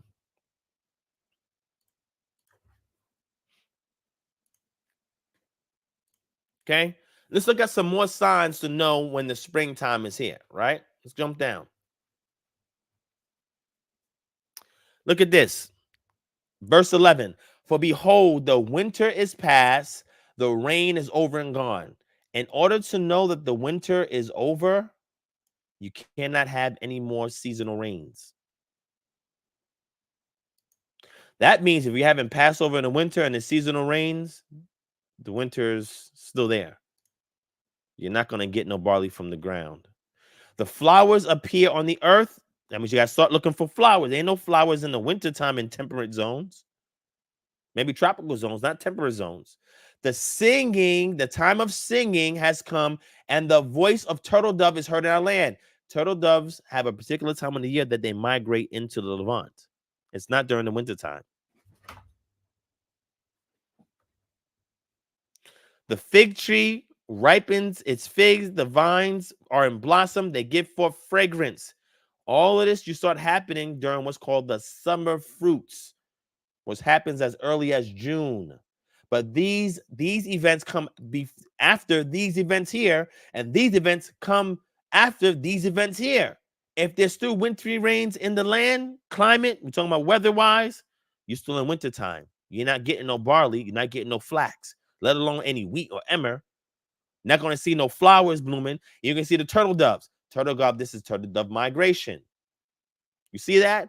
How can you start having Passover in the wintertime when all these things are indicators of the springtime? I'm just saying. Hey, watch this. Wait. Hold on 1 second. Let's do this. Let me do this.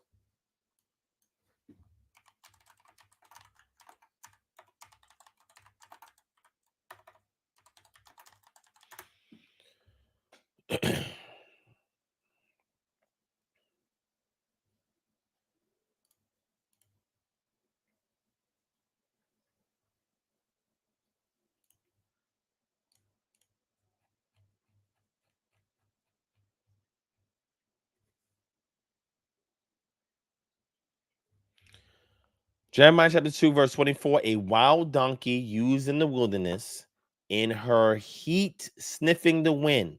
Who can restrain her lust? None who seek her need weary themselves. In her month they will find her.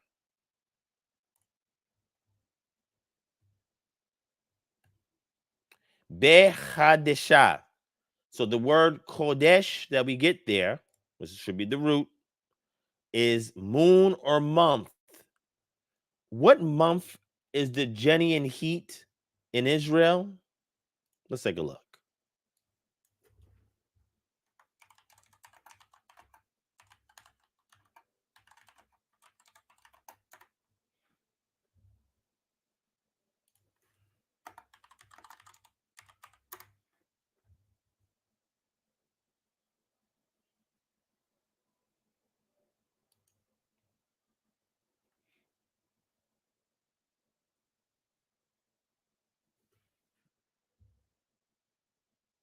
Let's see.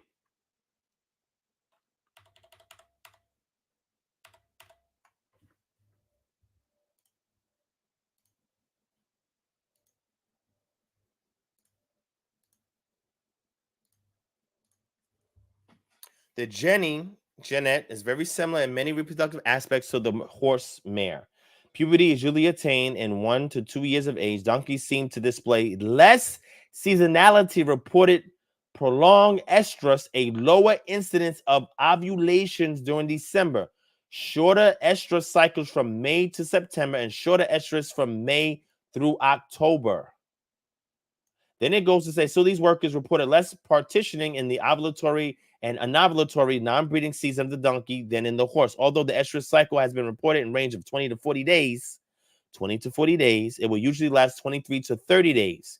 Estrus usually lasts between 6 and 9 days with ovulation 5 to 6 days after the onset of estrus. Estrus behavior has been characterized by mouth opening and closing, occasionally with the neck extended, chomping with salivary dribbling, winking, urinating, and tail raising. If papillation or ultrasonographic evaluations carry out, follicles 25 to less than 25 to 30 millimeters should be considered potentially ovulatory. Multiple ovulations in mammoth jennies may be higher than that reported in standard jennies. This difference may be similar to the differences in multiple ovulations as seen in horse breeds, such as Arabians versus thoroughbreds. The key thing is this period right here, right? Your May to September, typically in May, is really when you see this short estrus cycle, when you start to see the exacerbation of these behavioral traits right here. This is like May time, April, May time.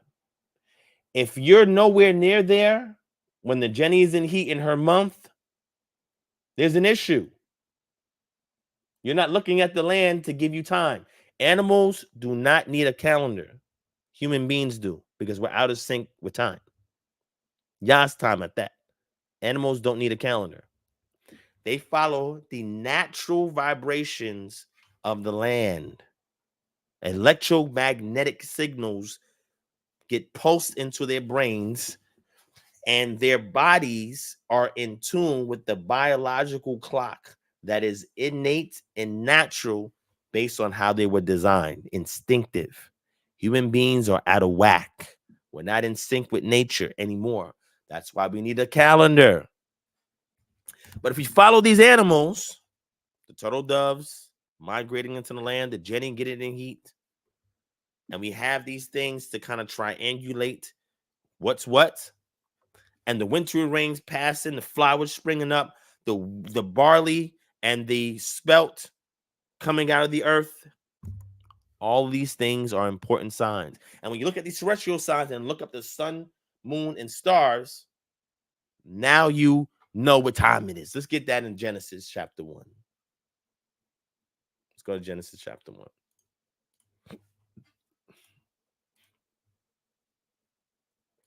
Let's start at verse 14.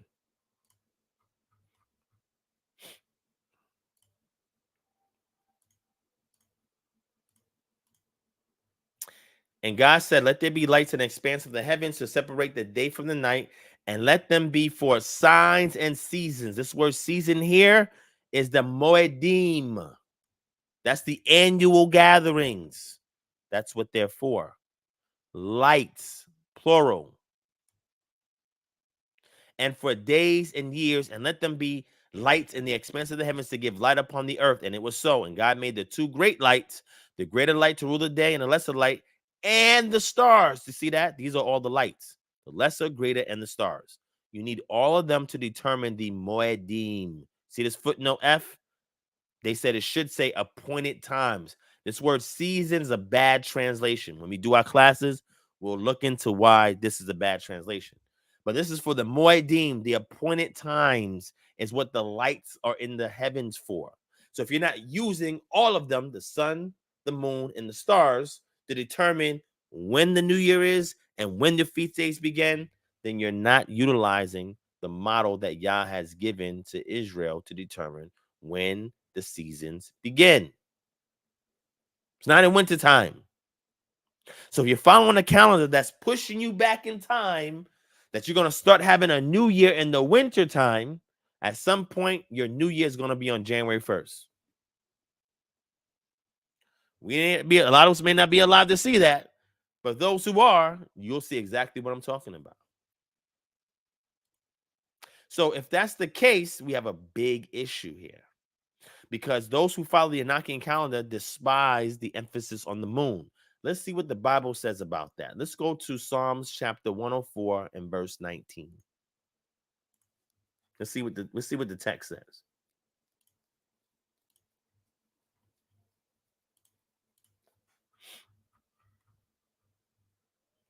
He made the moon to mark the seasons. Here's your footnote A, appointed times. You see that? The moon has to be reckoned for the appointed times. You cannot exempt the moon. See this word? Le moadim.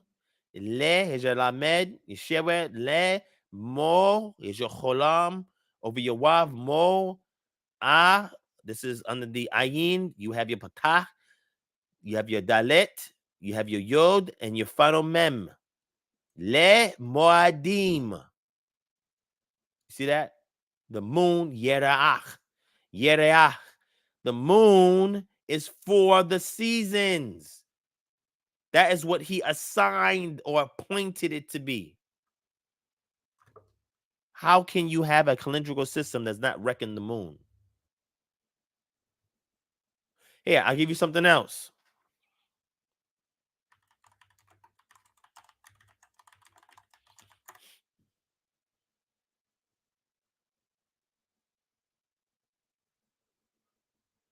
Let me show you something else.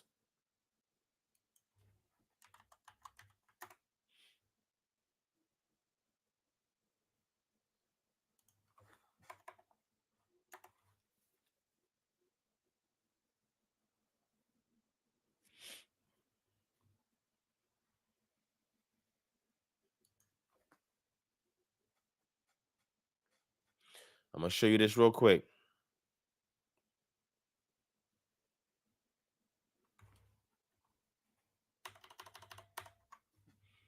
All right, here we go. I'm going to show this to you real quick.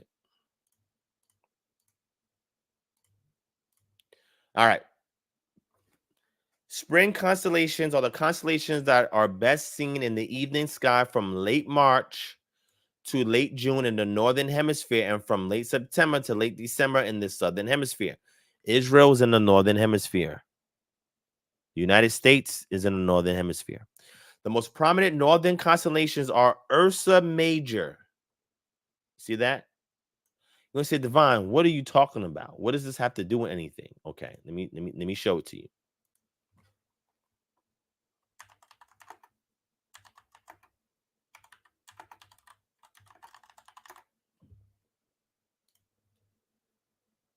Let's go to Job chapter 38, verse 32.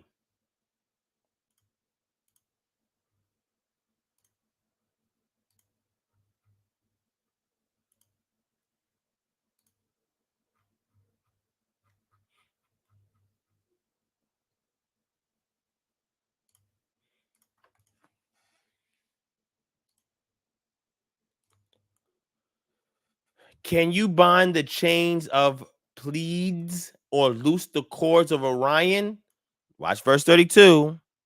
Can you lead forth the Mazzaroth in their season? Mazzaroth has to do with a crown or garland, but it is also figurative of the constellations because they glimmer and shine like a crown in their season. Or can you guide the bear with its children? Do you know the ordinance of the heavens? Can you establish their rule on the earth? What is their rule on the earth? Because they're there as a sign for Moedim, days, years, etc. Okay. See this? The great bear. Ursa Major is the great bear. Be'ito. Be'ito. In its season. Right here, the suffix, its season. Bit in its season. The Mazzaroth. Can you bring it out in its season? Because, you see the Great Bear, Ursa Major with its cubs, these other distant constellations that are attached to it. This is indicative of a season. These are the stars that are being utilized to determine the Moedim. If you don't have the proper moon, and if you don't have these stars to witness or what we call co-witness with the sun, then you don't know what time it is. How can you determine the season with just the sun by itself? That is impossible. You need the weather. Is it raining? Is it cold? You need to see animal migrations. Are they coming into the land? Right? Or are they not in the land at all? That's problematic. The Jenny in its season, now the stars in its season, and now the crops have a season. Because right in Exodus chapter 12, when they talk about Passover, the next chapter, Exodus 13, when they're leaving out right before the end of these plagues, he says, this is the beginning of years, of months for you. Let me show you one last thing. While we have to use the moon, Yeriach, or Yerach. There's two ways to say it. Let's go to 1 Kings chapter 6.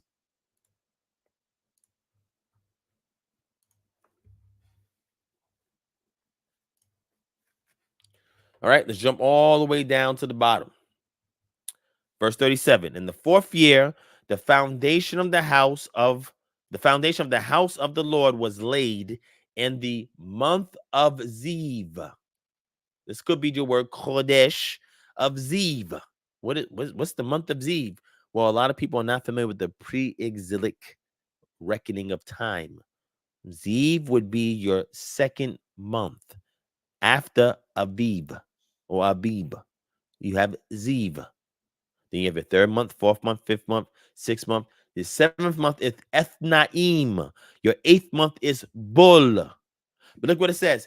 And in the 11th year, in the month of Bul, which is the 8th month, the house was finished in all its parts, and according to all specifications, he was 7 years in building it. This is talking about Solomon building the temple. Here's an issue. In order for you to know what the month is, you got to know what this 8th is. But it says 8th month. No, that's not what it says in the underlying text in the original language.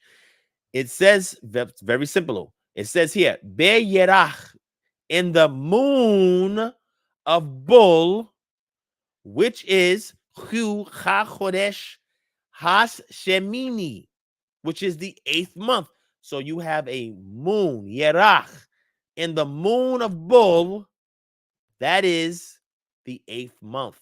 You need a moon in order to reckon what month you're in.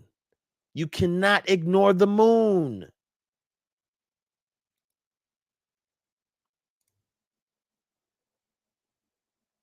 Okay. All right. Okay.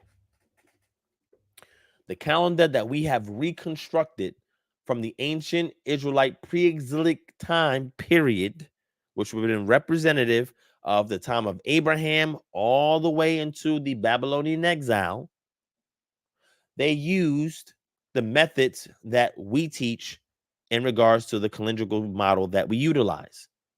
It's actually a menological system. It's actually a calendar based on the months, not in the Western absolute sense, in a relative sense. What does that mean? We don't need any intercalation for our calendar. None. If you're using the Enochian calendar, you need intercalation if you want to stay within the seasons that Passover should be in. If not, you're in trouble. Our calendrical model has no intercalation. None of that is necessary for our model. Our model is strictly relative based on all the signs I just mentioned to you. The calendar that we use is only 8 months. Abib to Bul. By the time that 8th month Bul comes in, all feast days have been completed. And then there's no more reckoning of what we call priestly time until the following year or the following turn of the season, because that's when the kings go to war at the turn of the season. But anyway, so when we see this, the 12 months that you have is your farmer's almanac. That is the calendrical system for the agriculturalists that will work in the land. The Gezer calendar demonstrates this for us.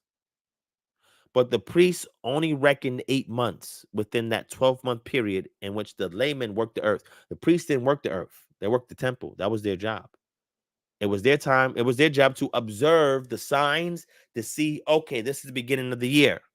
And then once the last season is over, which ends with the Feast of Ingathering, when you bring everything back in from the wine press and the threshing floor and leave nothing out because the wintering rains will come and destroy everything. You bring everything into the storehouse, and then the farmers go and they sow in the earth when the wintry rains or the winter season is there.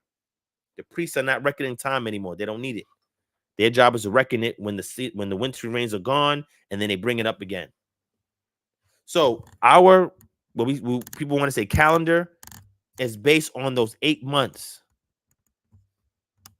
During that priestly time period when the reckoning is done, and we overlaid onto the Gregorian calendar. That's why we need no intercalation. There's no prescription for intercalation in scripture at all. So if you're using that for any calendrical model you have, it's not according to Torah. Also, if the months that you have named for your yearly calendar that you use are months like Nisan, months like Tishrei, Adar, if these are words that you're using, that is extremely problematic. I read to you in the pre-Exilic period when Solomon was building the temple, the name of the months was Ziv and Bol. If you're not calling your months that, then what calendar are you using for real?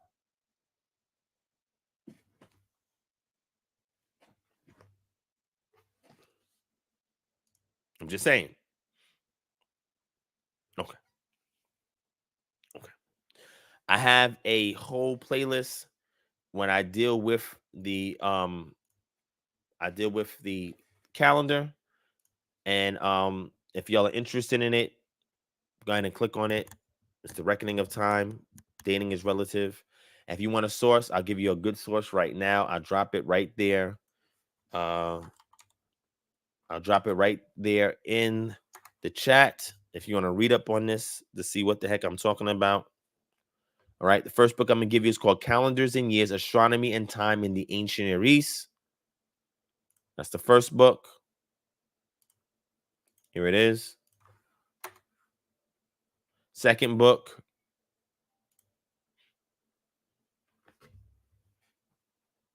Where's it at? Second book is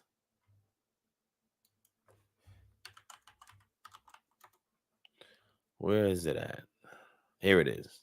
Calendrical Variations in Second Temple Judaism. There you go. Read up on most of those books. Come back and watch my lectures, and you'll understand exactly what I'm saying to y'all. All right. Can you look forward now in time to predict when the feast days will be for the following year? No, you shouldn't do that. You can do that because we have modern technology, but you shouldn't do that. And the reason why I say you shouldn't do that because that is not how they reckon time in the ancient world. They look for these signs the following year to determine when they're getting closer, and then announce the exact day when the new year begins. So again, we could do that because we have modern technology that could predict this, but that's not in alignment with the ancient pre-exilic Israelite reckoning of time, which is based off of relative dating, not absolute dating. So we become so fixated on absolute dating. Absolute dating, the Gregorian calendar that we have now comes from the Julian calendar and so forth. That has actually reoriented our biological clock in alignment with the time that the world uses, not on the time that Yah uses. He already put a biological clock in us, and we're not even operating in sync with that innate clock that he put inside our cells of our body. This world has manipulated, changed times and seasons, and even affected us on a biological level. And when that happens, it shows you who's in charge, and it's not Yah. Okay.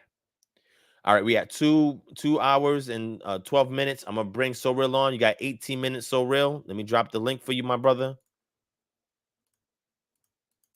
Here's the link.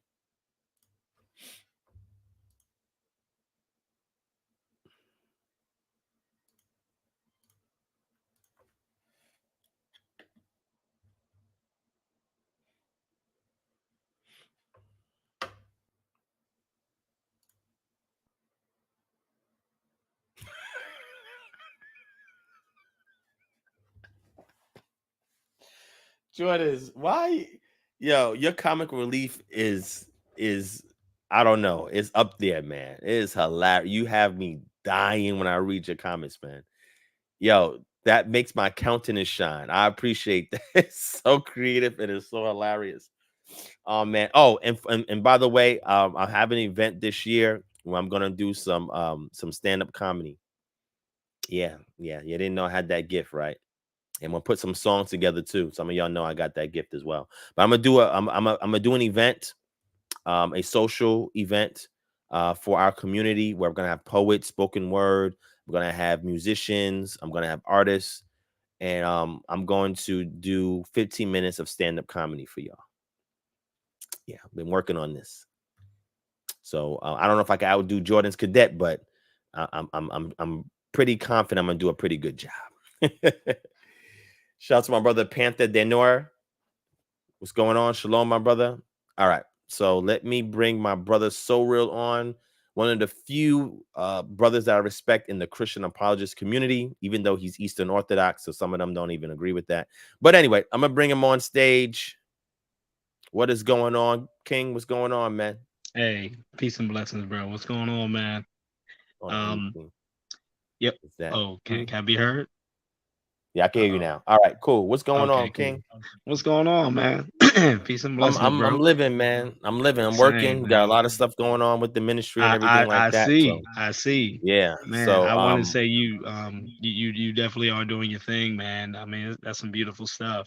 I did want to say that I know I only got a little bit of time and all, but I did want to say I did listen to your debate, and I gotta admit, um that eulogy at the end when you you end heard up everything. bruh, bruh, bruh, like that was I was laughing at that. Like that was good for real. You heard me rap in Um the beginning too.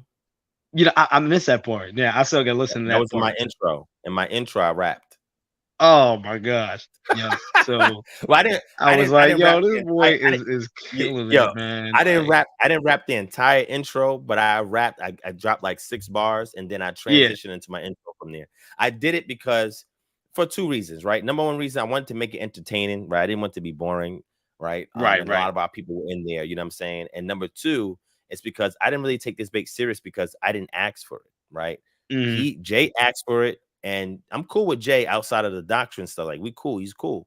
So he wanted it. He said, Divine, I really want to debate you, blah, blah, blah, blah. I'm like, okay, what do you want to debate? He said, the pre-existence of Christ. And I said, okay, we can debate that. No problem. But it's not something I take seriously. Like when I do like formal debates, like I write a paper first. Like I have to write a Right. paper, submit the paper, and then I can debate formally, right? Mm. Like when I went to a SBO conference back in 2017, I really wanted to get involved. I submitted my paper, 2 months in advance, and that allowed me the floor to speak on the subject matter at that time that they had brought up. You know what I'm saying? Like you gotta put a paper, you gotta submit a paper, right? So those are the type of things that that I do on a professional level that I know Jay's not doing. Jay told me last year he just started using the lexicon last year. Yeah, when I I'm like, heard that, I was like, oh I was dang, like, brother, man. so when I came in there again, I had some notes I wrote down. I just read them Hmm. real quick, and I was freestyling the whole time. I didn't take it seriously. I just everything I was saying in all the rounds, I was just freestyling. He had notes. He had written notes, and that's not me. That's not me coming unprepared because, like I said, I had notes that I read in advance, and I was familiar with the subject matter, and I knew what his position was. Right. I said, okay, I'm gonna just freestyle. So he asked me questions. I was just freestyling. I Mm. didn't even write down questions. I came on the fly and said, okay, let me ask him some questions to see if he really understands the material that he is speaking about. It's one thing to quote it, and it's another thing to actually understand it mechanically. And I realized he did not know what he was talking about. Yeah, But and I think like when you kind of know the kind of people or kind of person that you're like kind of talking with, sometimes you will like come super prepared script by script, and then there's other times like okay, well let me just go in there and just see what happens. So and yeah, he has a different debate style, of course. I'm not gonna comment on any more of that, but yeah, I definitely still got to listen to more of it. But on that, I had two questions. Um, Question number one, um, this comes from a lot of my notes from a while back, but I remember I was reading on Ernest, and he said something I never kind of saw before, and I started digging into it, and he pulled up Psalm 132 verse 11, and it's the one where God makes that promise to David, where he says, "The Lord has sworn unto David." He will not turn from it. Of the fruit of thy body, I will set upon thy throne. And so, no matter what I did, no matter if I looked at, the Hebrew, the Greek Septuagint, no matter if I looked at some of like the Greek and Hebrew words in there, it just kept on referring to like a lot of feminine talk. You know what I mean? Like it was pretty interesting that God was so wait, talking when you to. say feminine, what do you mean feminine? Well, what I mean is God was using certain words that usually you would use for women, but he's like making this promise to David, you know, particularly one where it says like of the fruit of that body. And Okay, I see what you're yeah, I saying. was looking at that. I was like, well, if that's the case, like, can't be talking about Solomon because that's talking about his loins and stuff. So, like, the way I saw it is that there's only one woman from David that can actually fill that role, and that was Mary. Mhm. And you know, I was wondering how do you end up looking at that verse, you know, in terms of like the virgin birth? Yeah, that's a see, this is why I like talking to you, because you present level-headed questions that require critical thought, right? And that's why I said you're one of the few in that community that I respect, that I will entertain and engage at any time, right? That's an excellent And question. likewise, you know, Yeah, likewise yeah. you, man, I feel the same Mhm. way. Yeah. So, Let me show you. Let yeah. me show you a good example of that, right? In regards to Rebecca, watch this. This is in Genesis, right? Let's see. Gotta look up my notes. All right, so let's go to Genesis chapter 24, right? I'm gonna show you something very, very similar. Genesis chapter 24, okay, and verse 60. All right, are you familiar with that verse, Rebecca? Um, And nah, I 60. All don't right, gotcha. think Hold so. on Let one me second. I'm gonna see. show you. Let me see. Can I bring it up while you're on here as well? It should be able Mhm. to. Let me see. Yep, I should be able to. Hold on. Let me bring it. Okay, there we go. All right, so I'm gonna move it down. Oh, and somebody asked me to ask if you will be at the event that we're having in New York on Mhm. March 24th. So there's a program called the International Decade for People of African Descent. Have you heard about that? I have not. No. So if you can, when you get a chance, just email me, Kingdom Harbinger, like all that. The email information is in the description, and I'll send everything to you. Right. Even if you can't come, there's a live stream. And the way I found out about this program is through the Rainbow Coalition. You've heard of the Rainbow Coalition before? Mm-mm. Jesse Jackson. Oh wow. I heard Jesse Jackson, of course. I didn't You know know who Jesse? I know you know who Jesse that. Jackson is, right? Yeah, he has a Yeah. whole nonprofit organization called the Rainbow Coalition, right? It's Okay. supposed to deal with like civil rights, deal with injustice and stuff like that. So that's how I Mm. found out about it, by accident on the train coming back from Dr. Ben's wake, Dr. Yosef Ben Oh Yochanan's wow, wake. man. Yeah, He passed. He finally yeah. passed. That was Dang. back in 2015. So real. Oh That shoot. I was thought like he was past 9 his years ago. year. Like what to Yeah, say? it's that long ago. Yep. So wait, Wow. wait, wait. Yeah. So let me get back to what we were saying, right, real quick. I didn't mean to derail you, but it was a question that was No, that's all asked. right. And yeah, so he doesn't know about it yet. So I'll send it to him, and just so he can consider it. If he doesn't make it, he just doesn't make it. But what I was I can saying always do the earlier is live that, stream. Yeah. yeah, what I was saying is that I don't know if you're part of the woke movement within the Black church, but I know a lot of adherents to the woke doctrine who deal with like critical race theory and stuff like that, Hmm. who are like activists, right? And I'm trying to partner up with a lot of them as well on this initiative, this international initiative, to get the U.S. To remove these barriers based on our demand, right, for these resolutions to be implemented, right? And I'll go into detail. I'll send you, when you email me, I'll send you all the details so you can take a look at it offline. Got it. Okay. All Appreciate right. it. Yep, no problem. So here in Genesis, right, chapter 24 and verse 60, I'm gonna read the context for you, right? And we're gonna find something similar to what you said, right? So I'm gonna go here. I'm gonna start at verse 55. It says, her brother and her mother said, let the young woman remain with us a while, at least 10 days. So this is when Abraham's servant is going to get a wife for Isaac. He said, I don't want you to get anybody from amongst the Canaanites. I want you to go to my family in Haran, right, and go get a wife for my son there. So the servant goes, he's praying for a sign or whatever. Rebecca says all this stuff when she meets him at the well that is in alignment with his answered prayer. So therefore he says, take me to your father, whatever. She takes him, to her father, her brother. They speak with him. They agree, right, that, okay, this arrangement sounds good. Sounds like it's of the Most High, whatever. So now look what it says here, right? Her brother and her mother said, let the young one remain with us a while, at least 10 days. After that, she may go. But he, the servant of Abraham, said to them, do not delay me, since The Lord has prospered my way. Send me away that I may go to my master. They said, let us call the young woman. Now look who they talking about, Rebecca, right? The young woman, and ask her. And they called Rebecca and said to her, will you go with this man? Which indicates that the woman has to give her consent even in an arranged marriage, right? Mm-hmm. Women are not just objects, right? Mm-hmm. She said, I will go. Verse 59. So they sent away Rebecca, their sister, and her nurse. Why? Because a wet nurse is always with a young maiden if she is a betula, meaning that she's never known a man. Because when it's time for her to give birth, the wet nurse is there to act as a midwife, to, you know, sitting on the birthing stool, having her sit on her lap and coaching her through the pregnancy, right? And the delivery, right? And Abraham's servant and his men, right? And they blessed Rebecca and said to her, look at this. The family blessed Rebecca and said to her, our sister, may you become thousands of 10,000s, and may your offspring possess the gate of those who hate him. This is verse 60, right? So what do you mean, let your offspring? Let's see what that means. What are you talking about with your offspring, right? And it says here, your descent, the word zerech. So when you have this final kaf there, that is puts it in the second person masculine, second person feminine singular, right? Meaning your. But this root word here, this zayin, resh, ayin, this right here is the word seed. That's the word seed.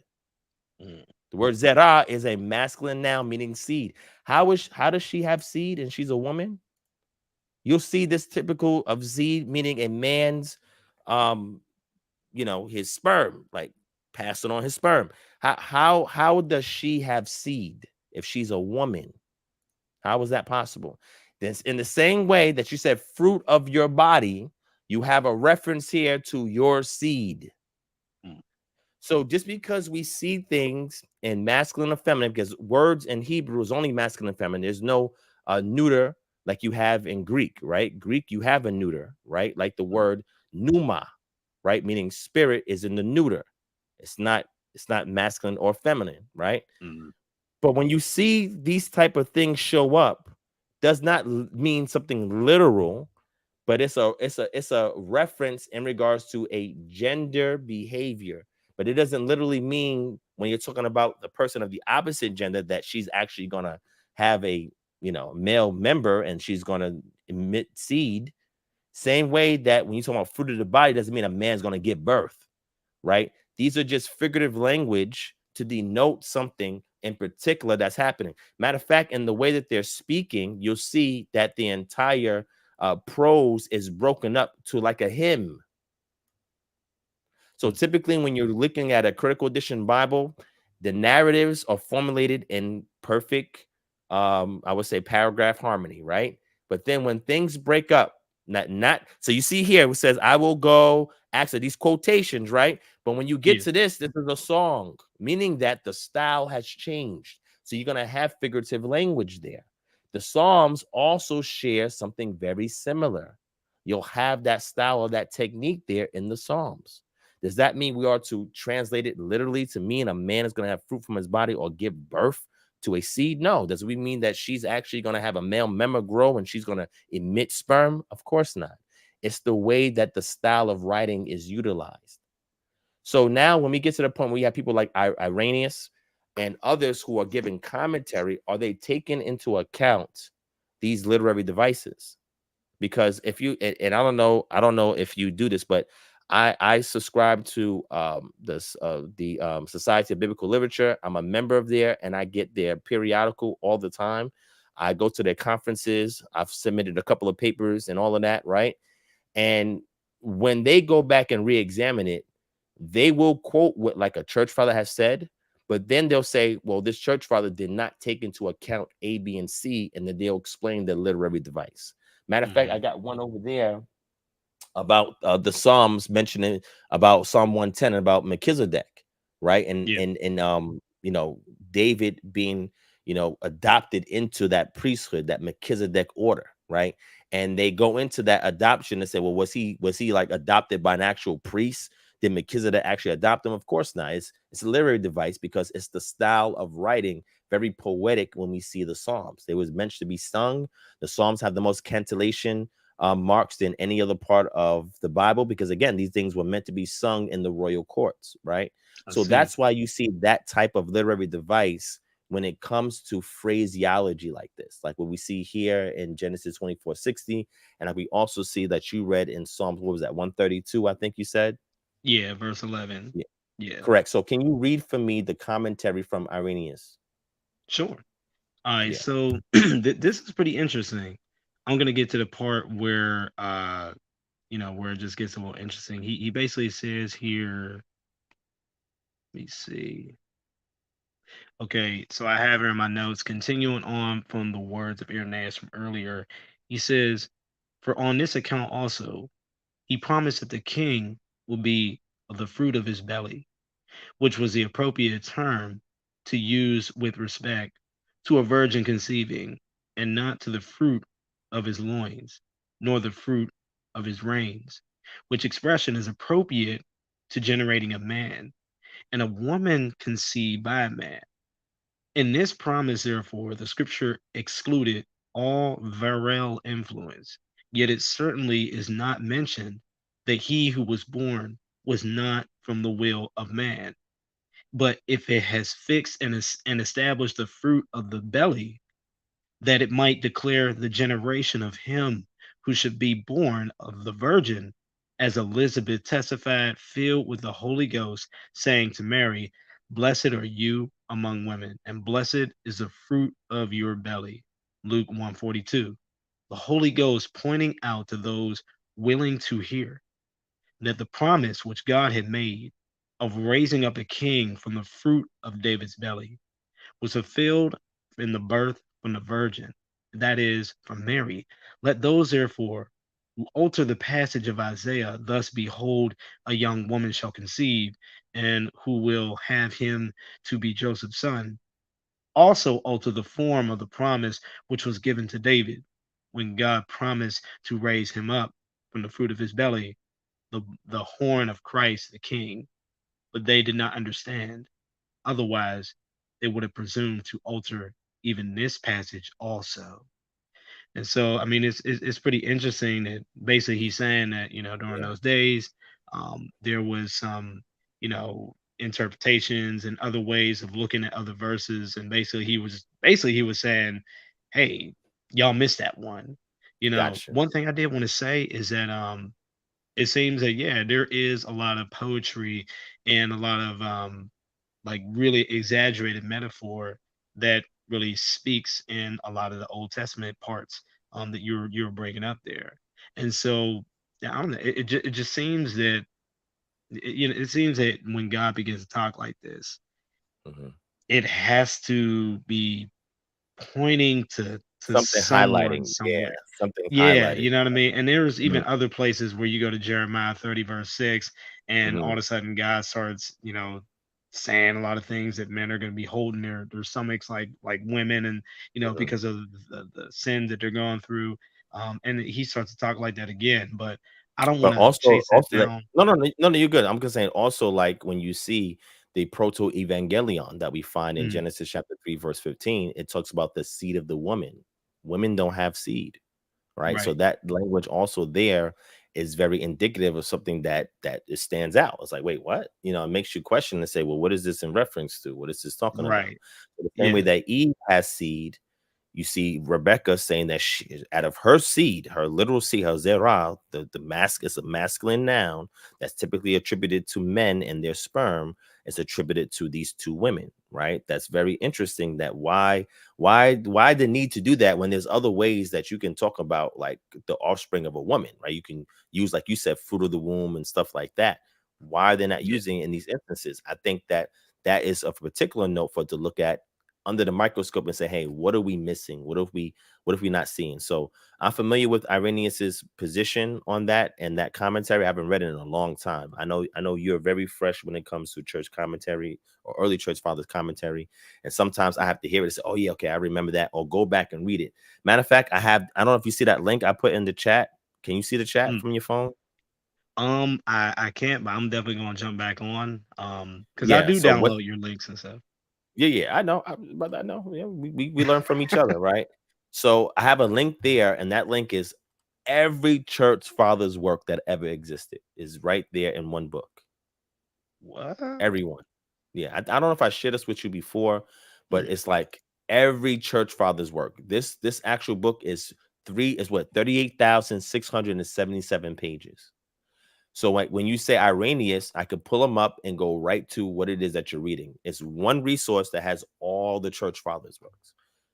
Now Um, I have the physical version as well. It's a huge collection, but the digital one is one book. And the good thing about it is like if you have a PDF viewer, like Adobe or Foxit or whatever, you can just do a search, right? You could just put Irenaeus and just put a few words and it'll take you right there. Saves you a lot I of tell time you from what, research. I tell you what, because of that, I'm gonna bless you with something that I recently created. Now I'll have to email you about it, okay? And Okay. it really only goes to those who subscribe to my Substack for $7 a month. Well, what is that? But Wait, what is you said Substack? I don't know what that yeah, is. yeah. What Oh is that? man, oh bruh, like I've never heard of just that before. once you see what Substack is, you'll be like, oh, No, I no, gotta start send me the reading my link. articles over there. Send me the link so I can Okay, subscribe to what you got going on. Yeah, sure, I like your position because there's some things that we disagree on, but we can talk amicably about it. But I like your right. position amongst the other apologists that I speak to, right? Because you're more open-minded, you use more church father commentary. And even though we have conversations about icons and stuff like that, which obviously they would be against, right? Or see that as something that's marginal, right? You actually hold it in a specific regard and you stand on your position, which I respect. And even when you talk to Israelites, a lot of us in my community can be boisterous and over talk and overly aggressive, and you can't really have a pleasant dialogue, right? Even if you disagree, you can still have a Yeah, pleasant dialogue. So if you have and I something think going that on, mhm, yeah, and I think that that's the reason why I think the audience really does enjoy people who really can just kind of talk, kind of like Trent Horn and James White. I love to listen to those two because they just talk and you could just learn and it's so rich. You're the only other professor in Hebrew I know that I could do that with. That's why I try to yeah, chase you down on so much. But I only got one more question, and after that, okay. I know you got But to wait. go. So can you email me that link for your Substack? Yes, Okay. soon as I'm hopping off with you, Okay. All right. I'll Second question. definitely All right. Go email it. ahead. Shoot. You Yeah. got it.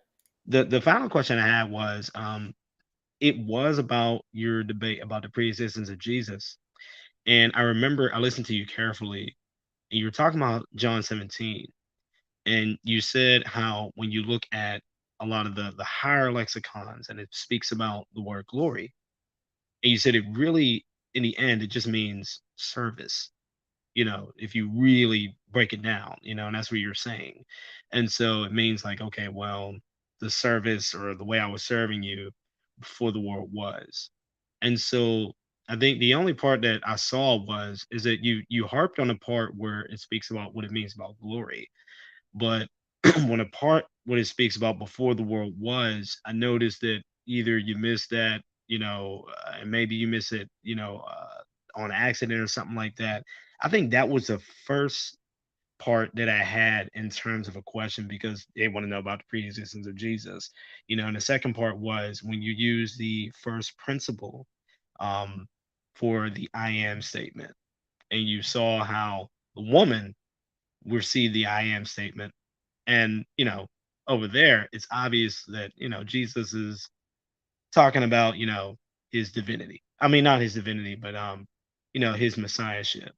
And I think you said that the way you use first principles is, hey, you look at the plain reading of the text, but it seemed like you took that meaning of it and you read that meaning into the I am statement that he was harping on, where it says, before Abraham was, I am. Now, maybe I'm missing something, but from my perspective, and I'm out looking at like everything contextually, it seems like when Jesus said, I am, like just based on that first principle statement, it seems like that I am is really talking about like him being divine. Whereas the other one, where he's talking to the woman, he's just saying, I'm the Messiah.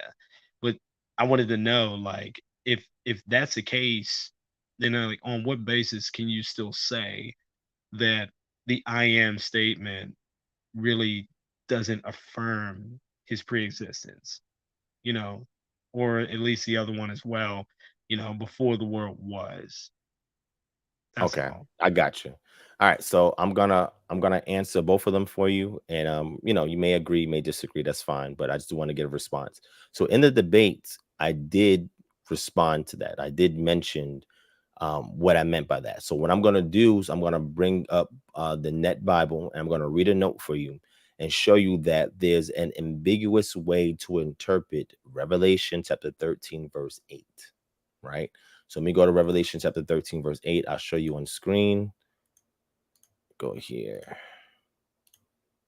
right. So let me know when you can see it. It might be small on my screen, but I'm gonna try to No, make that's it okay. bigger. Let me make it so you can see it And better. this is to answer, when he was his high priestly prayer. Yeah, You're gonna answer correct. that with Correct. okay. So yeah, I did. I addressed it here with Revelation chapter 13 and verse 8. Right. And it says, and this is the NET translation, but you'll see in other translation, it'll read differently, right? And the NET translation, and I'll bring up the ESV, it says, and all those who live on the earth will worship the beast. We have a footnote here, 26. Everyone whose name has not been written since the foundation of the world in the book of life belonging to the Lamb who was killed, right?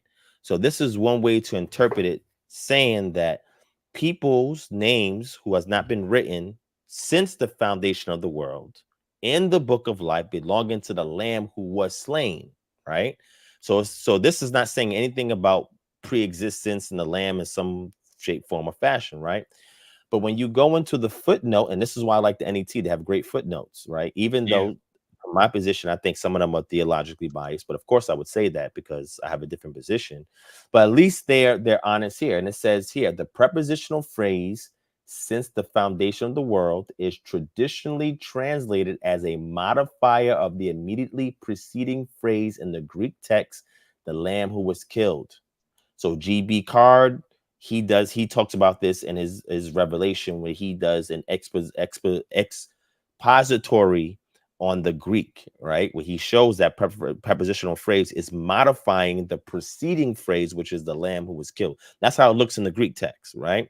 But they said, but it is more likely that the phrase since the foundation of the world modifies the verb written, as translated above. Confirmation of this can be found in Revelation 17 and 8, where the phrase written in the book of life since the foundational words occurs with no ambiguity. So they're relying on Revelation 17:8, which is 4 chapters later, to help them interpret Revelation 13 and 8. However, you see other scholars will say, no, that is not how it should be translated. It should be translated referring to the lamb being killed before or since the foundation of the world. How could the lamb be killed before the foundation of the world, when you need the world in order for the lamb who John the Baptist recognizes Jesus as the Lamb of God who's taken away the sin of the world? How could he be killed before the foundation of the world? How is that possible? Mm. There's no I way think that the he could be only killed. way. Oh no, you Mhm. weren't done. No, I'm I'm done. Go sorry. ahead, brother. You got it. I think the only way that that could go. Part of this just kind of occurred to me now, really. But Mhm. you could look at it in two ways. I remember one time. I don't know what's up in my throat right now. Wow. I remember one time. I remember I was looking at the phrase before the foundation of the world and since the foundation of the world. When I saw since the foundation of the world, something popped in my head. I realized that perhaps what they meant was in those ancient times is that every time that God ended up covering up Adam and Eve and slaying an animal and telling Moses to go ahead and get make the priesthood and get an animal, perhaps those figuratively was Christ being slain every single time, Mm, even going all the way back into the garden when, God covered up Adam and Eve and by slaying an animal to cover them, even though they use leaves to cover themselves, which is kind of a metaphor to how their sons worshiped, God. One used the fruit of the earth, the other used animals. But that was one way. When it speaks about before the foundation of the world, I could be wrong, but it seems like perhaps when they wrote that word before, and maybe I'm using the wrong type of grammatical standards with the English because English didn't exist back then. Maybe it didn't mean before in terms of prior to Earth.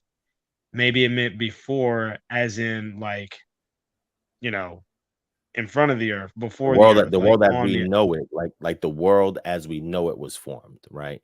So yeah, like like Adam and like if I Eve do was something like in the before you, garden. I'm doing Yeah, they something was in in the front of garden. you. Correct. I see. Yeah, But that's like interesting. I never thought about that in mhm. relation to this text before. It's something to look into. It's a very unique way to view it, right?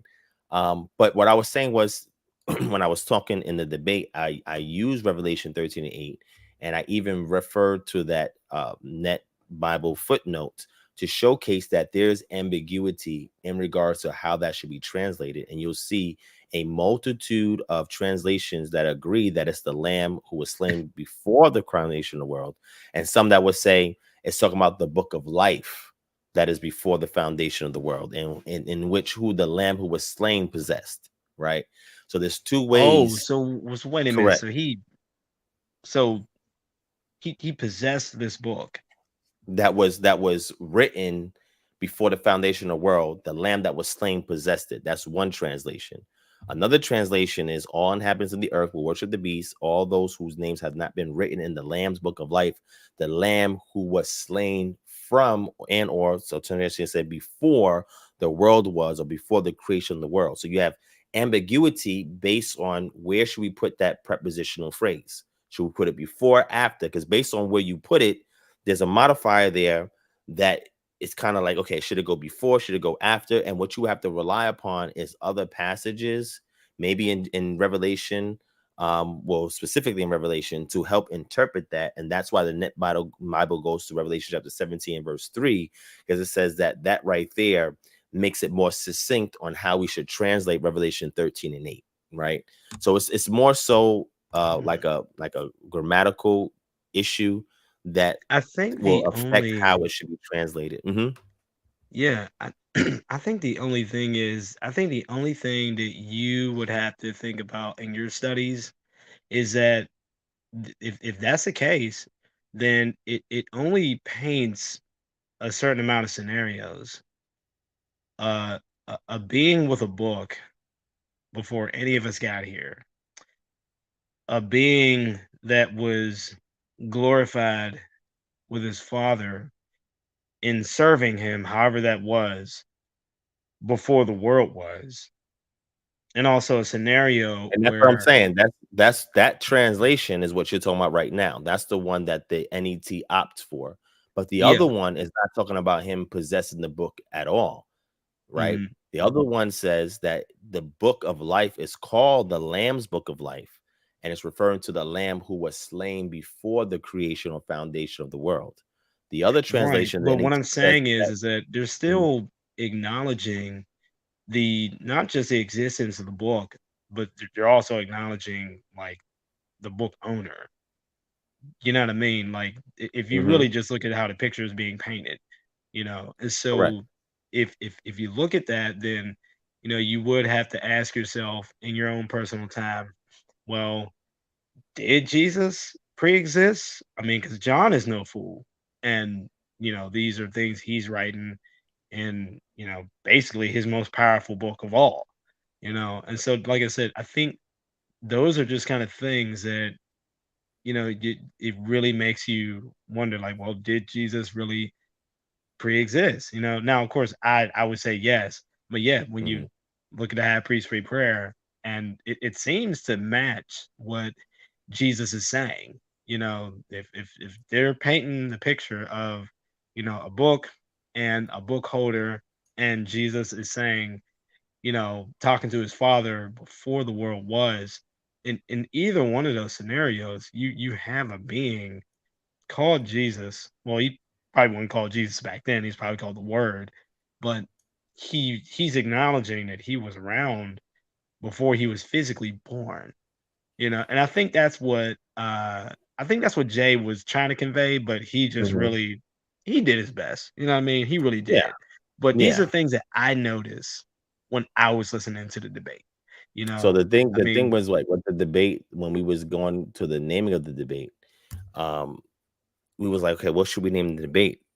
And he said, "Did Jesus Christ pre-exist?" I said, "Yes, keep that because I want you to prove to me that the man Jesus Christ pre-existed before the world was." Right? right. The man Jesus Christ pre-existed before the world was. The man Jesus Christ did not pre-exist before the world was because he's a man. He needs the earth in order to exist. Right?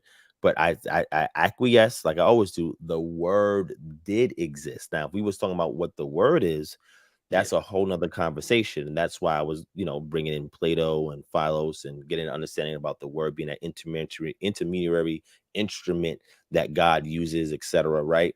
And going into Yeah. that and what did the Johannine community actually mean in this prologue, right? And that's when I went into the epistles of John to show that there was some that left from out the community that they said that that being called they was amongst us, but then now what that was not of us and they had left from us and that they Mhm. are antichrist, right? And it's believed that that group that left out of that joining community became and or joined with Gnostics, right? And that was Mm. the reason why that prologue had to be written to predispose you before reading the narrative to understand that Jesus was the word, right? I have Wow. no issues with Jesus being the word. I have no problems with that. I think the issue that I had was when we talk about pre-existence, that my subscription is that there's no God the Son that is up there with the Father and the Holy Spirit. Mhm. That's my position, right? God the Son. That Yeah. phrase is not used in the text. So when it's used, I need somebody to define it. If we're saying that means the word, 'cause some people say God the Son, not Mhm. God the Father and the Word and the Holy Spirit. They say God the Son, and they equate But that doesn't automatically but to doesn't Jesus. John 1:18 really do show a picture of, you know, there's God, the Father, and then there's this person by him. But you're Do you saying do you that, do you believe in subordination? oh, you mean like The same way the that Father Arius is greater believed than the and Son? Tertullian. Well, no, not that. Well, that and that the Son came into existence in eternity past, right? That at some point the Son was No, I begotten in don't. eternity past. I mean, I can never take a position where I would say that there was a time that the Son was not. You know what I mean? I think that That's people not get just kind of like tripped the up with the creed. whole only begotten. Yeah. And Mm-hmm. when you do look that up, it really just means like a certain class You're talking or about a certain monogamous. You're type of. talking about a unique being, Yeah, something that's unique, right? That stands right. out. And Mhm. so it's like, well, that being can be unique and they can be uniquely eternal. And I think the question is, can anybody find anywhere in the Bible where Jesus is spoken of, like where, okay, he's unique, but he wasn't eternal. You know what I mean? Mm, I think that's the the thing that people really do have to hunt for. But I always looked at John 1:18 as the biggest example of, yeah, there is like God the Son. Because if you look at it, no matter what translation you look, it just literally just says, you know, no one has ever seen God. And then after that, it just says like the only God. mhm. No, Okay, it so does no say one the has only ever God. seen this only God. That's what the text says. But there's Yeah. other manuscripts that say son, but the one that scholarship leans on is the one that says the only begotten God is the one who has declared him, right? Right. So that's the Yeah. thing when you look at, the only begotten God. Again, if the only begotten really does mean just, someone who is species unique as, Dr. Heiser says, or it just Hmm. means like a certain type of unique person, someone will really have to show that it also means like coming into existence type of Hmm. begotten. Hmm. And now I haven't found that yet. Maybe you could show me someday, or maybe someone could send me some notes that shows that. But until then, Hmm. you still have this. person that's being called, you know, God, Yeah. only So begotten I God, under who's at the yeah, Father's side. Like, correct. So I it's like, well, understand, what does like, that when make it the comes to, Father? yeah, when it comes to the book of John, to me, that is a very unique case study. That if we do have some time, some other day, there is tons of scholarship on this, right? But it's not the majority, right? And for good reason, right? It's not the majority, but there's tons of scholarship that actually examines this in light of poetry, in light of personification, in Hmm. light of the Johannine community historically and what they were addressing, in light of does it have its influence from Philo of Alexandria, Plato, and other philosophers prior to the book of John being written, the authorship of the book, why was it authored and added? Because there's no prologue in none of the other gospels. John is the only one that has a prologue, right? The other ones don't have anything like that.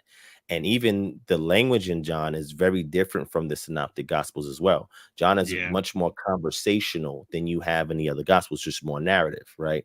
So John is a little bit different, unique, and I acknowledge that, right? And I acknowledge that there are some pain points that need to be addressed to say whether or not its pre-existence actually being taught. So from my position, and I'll sum it up for you real quick because we have a few minutes left, is that Yeah. I look at it from the historical perspective and the church utilizing the historical perspective and pointing it to Yeshua or Jesus, right? So the historical perspective based on the philosophers who came prior to the New Testament was that the word that we say, the logos, right, is a whole concept used by different authors. But according to Philo and Plato, it is an intermediary thing. It's not really a person, but it's an intermediary thing that is an instrument that God uses to communicate and create, right? He uses this instrument to communicate and create, and man can never get to God, but they have to go through this intermediary. So now, using that concept, the church is like, okay, so the word, meaning that we see this debar in the Old Testament, right? The bar coming to this person, coming to that person, manifesting, looking like a man, and sometimes like that word that we see, this is actually Jesus. Like he is the word. So that prologue has to be written to show you that communication, because only in the motif of John do we find this association of the word of God and Jesus. For example, in the book of Revelation, chapter 19, when Jesus comes back in his second advent, he has on his thigh written the word of God, right? And then you see the same thing in John chapter 1, right, which you mentioned. And then we see it again in the epistle. So the theme only with John, we don't see that Yeah. nowhere else where that association is made. There's something unique in John that we have to address. So because my position is that, again, the word is a divine instrument for communication and creation. And this is what was placed in this is what incarnated into Jesus.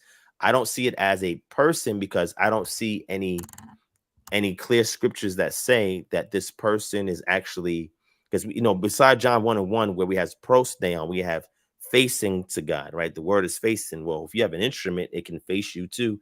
And if it's part of you, then it could be you as well, right? Again, this is to know that concept before just looking at the New Testament. Did that concept exist?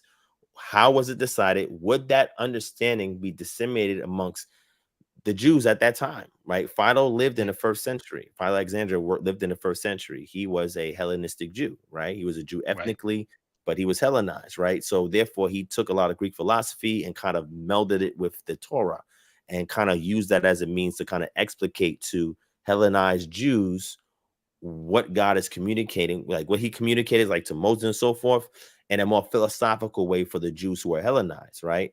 Well, Right. we see Hellenists exists in the land. Matter of fact, the Hellenists that argued with the Hebrew women were the cause of Stephen having his position as a deacon, right? And And Acts then in 6. Acts chapter 11, in Acts chapter 11, when the disciples dispersed and they go to none except the Jews, those who they went to Cyprus and Cyrene, and they went amongst the Hellenists. When Hmm. Paul was all throughout the land and outside the land, he was encountering Hellenists all over the place. So if Hellenism is a hallmark of what the first century would have looked like in its influence, I'm pretty sure that the Jews would understand this concept or idea that's established in their community, who the best representation we have is Philo of Alexandria, of what the word means, right? Mhm. And if you want to show Jesus as being divine, you have to connect them to this word, right? He has to be connected to the word in some way, shape, or form. So what the Right, like the authors did was word they became flesh correct, and correct. yeah. Yeah, Mm, yeah, correct. So when you see this term egeneto, and it goes back to genomai, what does that mean? That transition. What does that mean? Transitioning from the word, wherever this ethereal thing is, to an incarnation state as far as a human being, because there's no right. birth narrative in the book of John. John doesn't have a Mhm. birth narrative. You only have that in Matthew and Luke, right? Mark doesn't have a birth narrative either. So what one presumes is that this occurred at birth. You would say, hey, the word became flesh when Jesus was born because the Holy Spirit overshadowed Mary, and that was the agent responsible in some way, shape, or form of how the word incarnated into the baby Jesus when he was born, right?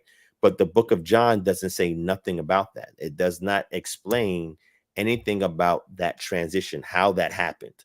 So that's why, because I take that traditional stance from the Jewish Christians, that again, a lot of modern scholars would say, Christian scholars would say, or Trinitarians would say that's heresy or whatever. Within the book of John, chapter 1, the only thing that we see is the baptism of John. And then after that, we see him calling his disciples, right? Philip, he says, I've seen you, etc., whatever, is a man with no guile. But we see not a birth, but we see a baptism where we see something descend upon, some say, or in. I mean, the Greek prepositional phrases are there. And at that point, and again, me holding that traditional Jewish Christian position, saying that at that point, that's when the word transitioned into flesh. Now, that would be another conversation altogether to say, hey, when did the word become flesh? Was it at birth? Was it at baptism? Was it posthumous after he died when he was resurrected? And that is some of the conversations that go about in the Mm, scholarly circle about when this occurred. Now, if we take the orthodox position, we would say, hey, the word was Jesus in a pre-existent state. He was facing the Father. He had an economic relationship, excuse me, an ontological relationship with the mhm, Father, and therefore some agreement occurred in which God the Son was the one that said he will incarnate and that he would be the redeemer in the economic trinity or the imminent trinity, right? Some agreement happened that we really don't have any text for, but some agreement happened in times in eternity past where God the Son will come into the flesh. Now, that's what I have an issue with, only because when I'm looking at the text, I'm trying to look at mm, it historically, not yeah, retrospectively from the narrative or the prologue of the author, but historically, how would this have been seen? Like historically, would they have called Jesus God the Son, like a pre-existent God the Son, or would they just know it as the Mimre, right? The word that we see in the Targums, right? Or the Debar that we see in Hebrew. Would they have said that that's the Son? Was that called the Son in any way, shape, or form in text prior to the New Testament? We don't see anything like that. We only see that mm, when the author's writing in retrospect. Now, when John is writing, this is what they attributed to John. And one thing that I use when we do our studies is a survey of the New Testament, right? Kind of gives you a background of the text before you even begin to read it. And what's posited historically is that John was writing his stuff from 90 to 100 AD, somewhere in that period of time, right? That mm, he's writing, both his gospel, his three epistles, and the book of Revelation, right? Now, this is some 60 years after Jesus or Yeshua is on the scene, right? A lot of church history has developed during that short period of time.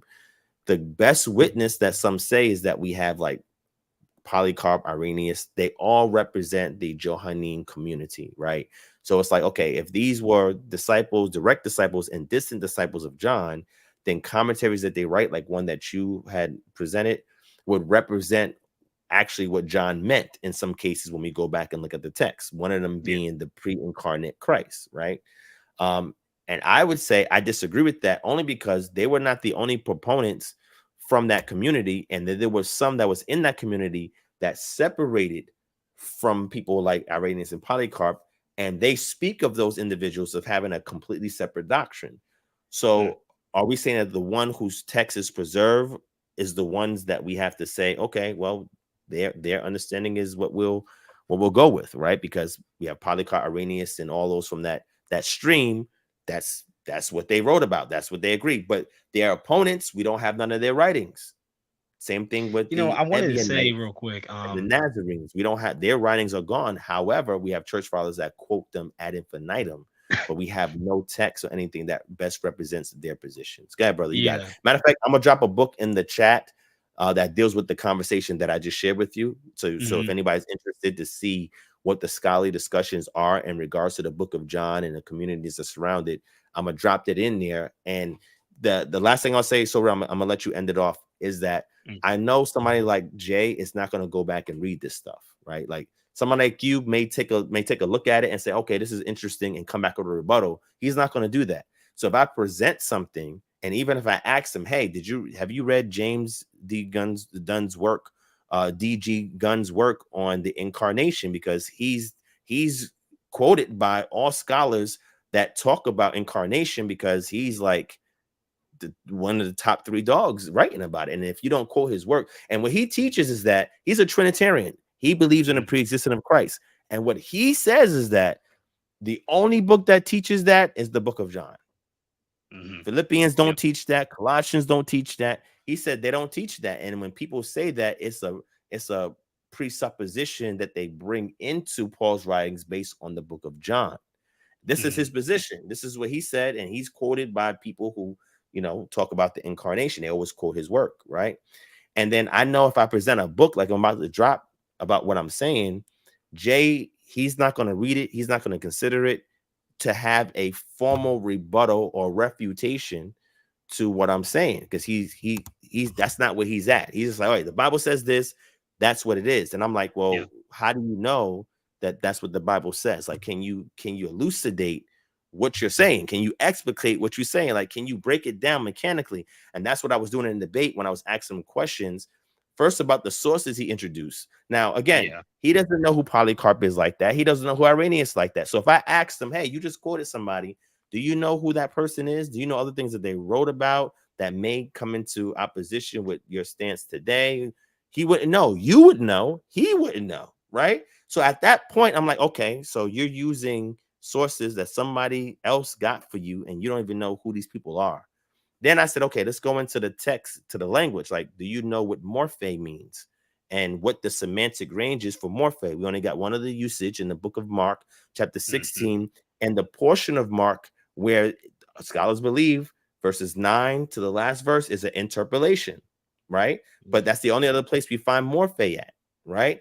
And it's saying something very specific. When Jesus was in another form, heteromorphe, it's not saying that in this other form that he was God. He just appeared to them looking and appearing externally different than his previous appearance to Mary and the first disciples that actually saw him, right? That has nothing to do with pre-existence, nothing to do with divinity, nothing to do with anything like that when we see that term used elsewhere in a synoptic gospel.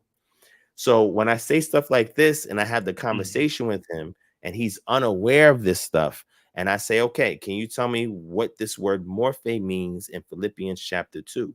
What is being conveyed? And he doesn't know.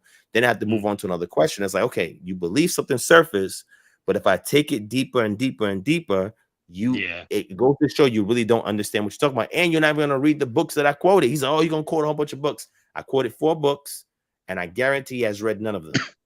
So it's me taking myself down like this and say, okay, let me just have this debate for fun. I'm not even going to do it serious. Now, if it was for you, I would come prepared. I said, all right, hold on. Let me write this down. Let me write down. I would definitely be looking at notes if we debate. And I'm like, all right, this. All right, you said what? All right, let me look it up. I can't do that with somebody like Jay. He's not the best person to Yeah. represent that position. So you got it, brother. So I'm just saying, I'm gonna drop the book here, and I'm gonna let you got. I'm gonna give you 2-3 minutes. Just Cool. sum it up, because I'm about to close out. Yeah. You have 2-3 Yeah. minutes. I'm not Yeah. I'm not gonna respond to everything. I will tell you that a lot of the things that were popping into my head as you were talking, it ultimately just made me come to the conclusion of, like, the things that you I guess, take issue with, or maybe you just pretty much don't see, they don't seem like anything that seems hard to explain, or like anything that's left untied. And I'll just give you like one example. When you spoke about there's nowhere where Jesus is called the Word or God or something like that. You said something like that, and because of you only find the Word with John and things like that, you don't really see Jesus being talked about like that. And some of the first things I Oh think no, about no, no. is, I agree that Jesus is called the Word of God. What I was saying was no, that I I didn't don't say the Word see. of God, I said God. Oh, oh, Yeah. God. Well, Yes. I know Jesus is called God. I don't have a problem with that. Yeah. I have no But issue with that. You know why I don't have an issue with that? mm, oh, because perhaps Moses was like a god to Pharaoh. But also the King of Israel was God in Psalm Mm, chapter 45, verses 6 to 8. mm, That's where Hebrews 1 is quoting from, but in this immediate context, is referring to the King of Israel. So right. Jesus was born King of the Jews, Matthew chapter 2. This is what was proclaimed. So if Jesus is King of the Jews, and like you read earlier, I think Psalm 132, coming from the fruit of David's body, then he by birthright is a god, because the lineage of kings are godly representatives in the earth of the Most High. So I Mm, don't have a problem with Jesus being called God. I don't have a problem with him being worshipped, somebody bowing down, because we see in First Chronicles that when David is presenting Solomon to the people, he tells the people to acknowledge his son, and the people bow down and they worship both the king and the Lord. So yeah. they're the same word shakar that they're using to bow down, prostrate. The term we call worship is being done Yeah. towards the king and God.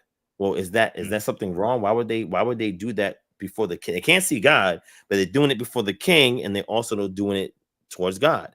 Well, yeah. obviously the king is not the Most High. He's not the creator, but he's his representative. So Jesus as a son is the best express image of the Father. He's the best icon of the Father. Just like Yeah. Adam was a son of God and was an icon of the Father, so Jesus, who's the last Adam, and that was my main premise, was to talk Hmm. about the first Adam and last Adam, because Jesus Christ as a man, that's my point. That's my key thing, so real, as a man did not pre-exist. If somebody can show me that Jesus Christ as the man Jesus Christ pre-existed, the one that Paul says is the mediator between God and man, the man Yeah. Christ Jesus. If Mm, somebody can show me that entity pre-existing, then I said, okay, I'll yield. I'll yeah. succeed to that. That's what I was referencing. Right. Right. But Not I that don't he's think God. that I have no problem any. with that. Not that he's divine. I have no problem with that. But Yeah, the man I don't Christ I Jesus don't is think that I don't recall any Christian ever describing Jesus like that before he was physically born. I don't know any of them. If you do, definitely point them out to me, because I don't remember them ever saying that when we say Jesus pre-existed, we're talking about he actually had flesh and blood and things like that. I don't recall that. But if, like I said, if that's what Jay's position was, that's something it's novel. I'm just gonna come out and say it. Like that's and that's novel. But I just did want to say that whew, there was one thing that you said, and it escaped me now. Dang, you said so much. But I'm gonna go back to what I originally was trying to say. Um a lot of the things that you were basically telling me, um, I would love to have just a Friday night freestyle with you where we would just talk for hours, because there are things that, as you're talking now, just about the word, that certain notes and ancient areas and insights and things like that, they're just popping in my head that I would love to just break open. You share some things with me, I share some things with you, and we just see where that goes. Um, yeah, about just Jesus and the Word. Um, man, I wish I could remember what I was trying to say when you were saying everything, but I can't. But ultimately, I could say is that I also still want to just have an open talk with you about a lot of things. You know what I mean? Christmas, I know that we were still supposed to do something like that, but I know you're a busy man. You had your lecture that came out about Dina. I understand. But yeah, I did end up using a lot of your resources to make a lot of my material about that. And ironically, it started answering a lot of the issues and questions that you had, but also, I do want to have a talk with you about certain things you said about, I think it was last year sometime, about Isaiah 14 and Isaiah 60.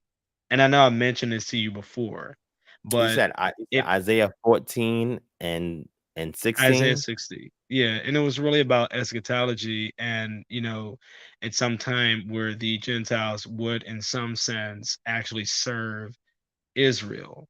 And looking at those passages in Ezekiel 37 and 36.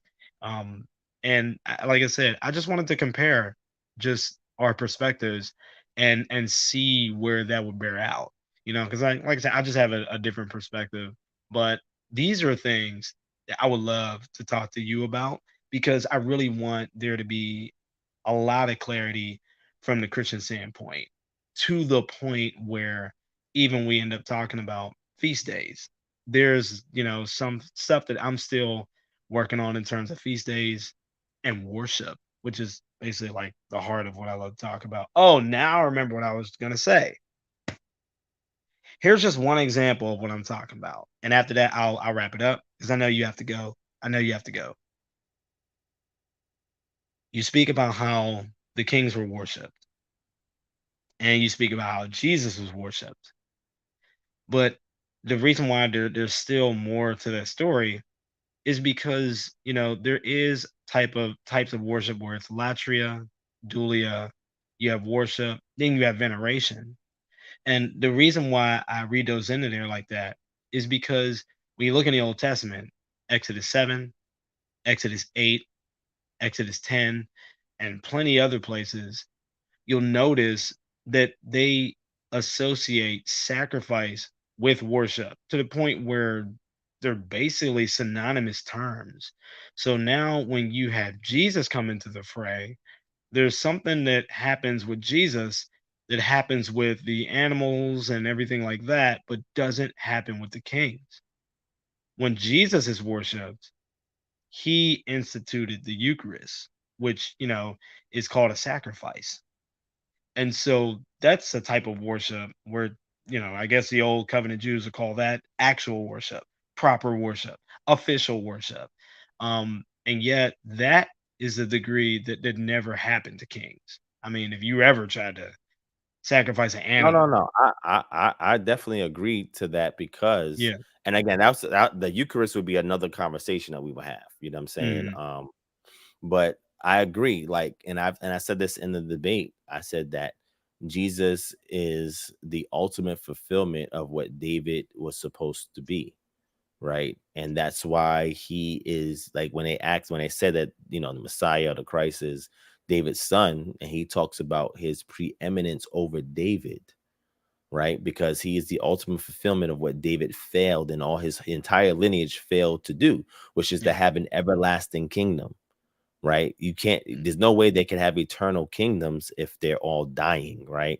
So he fulfilled that. He was the only one to be able to fulfill that. And therefore, of course, he's not going to be on the same level as those kings. Of course not. And Yeah. I acknowledge that. I have no qualms with that. You know what I I'm mean, saying? they call him the root and the offspring of David in the book of Correct. Revelation. So that's even Somebody another asked me thing that, and too. I Like, explained that. Yeah, yeah, yeah. So that'll be something else that I will have to discuss with you as well, because I was sure. asked that same thing, and somebody said, "Well, how would you interpret this if he's the root and offspring? Like, what does that look like?" You know what I'm Yeah. saying? Yeah. So yeah, so it's 3 hours Yeah. 17 minutes. Let's set I'm gonna something give you up. another minute to You know what close I out. Yeah, mean? yeah, no problem. Let's definitely, any type of Freestyle Friday.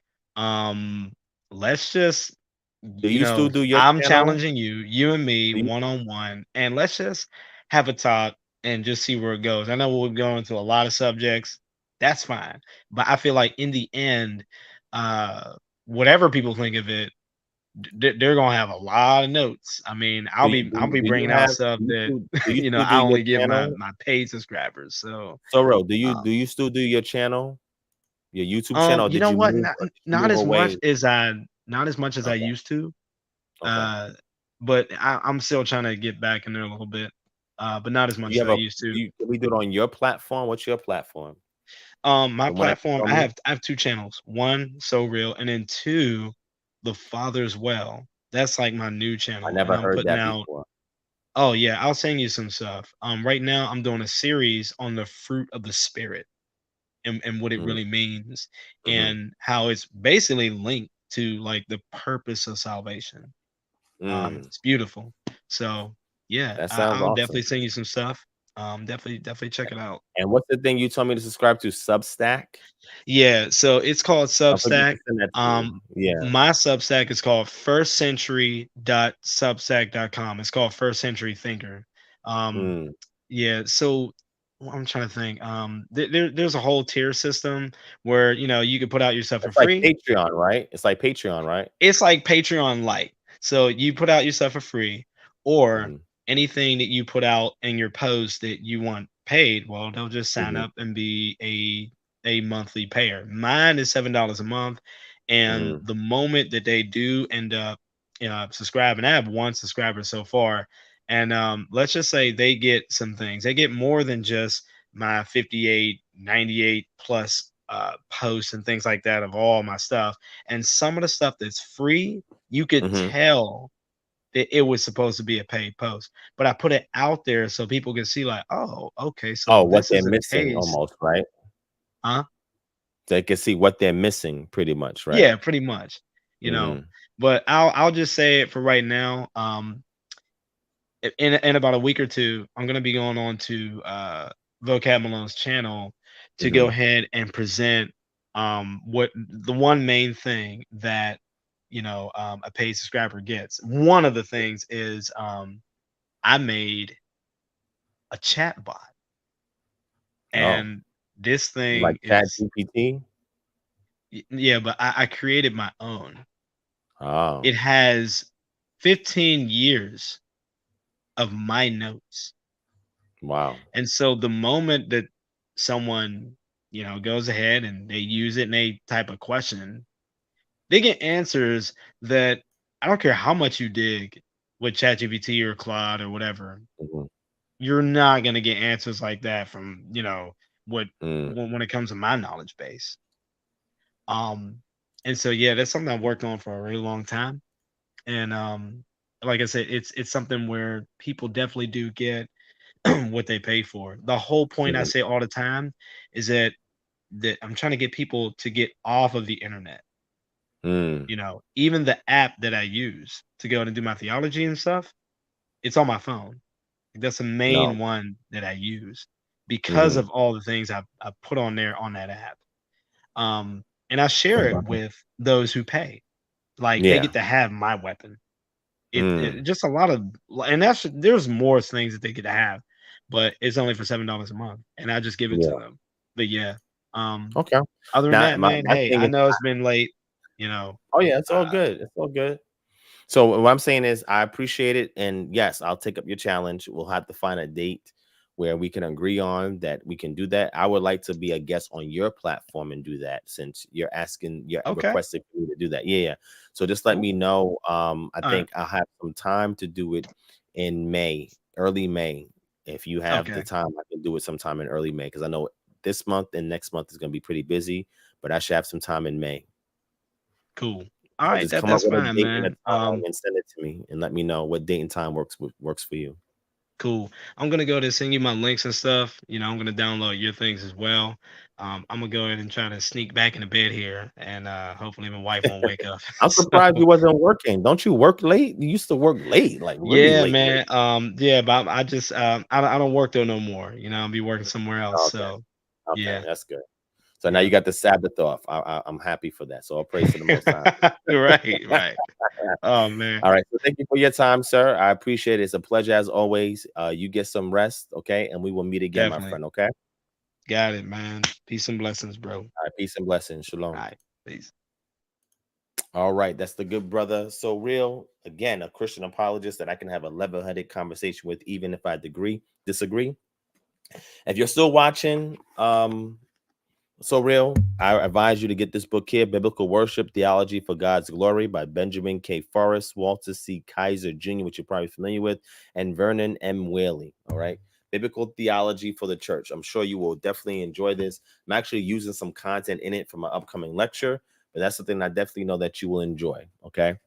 All right. Somebody asks, how would I study in your class? And that's why I put up the flyer there, right? Here's the flyer. So what you will do is you will go to our Patreon page, which I'm going to put in the chat for you.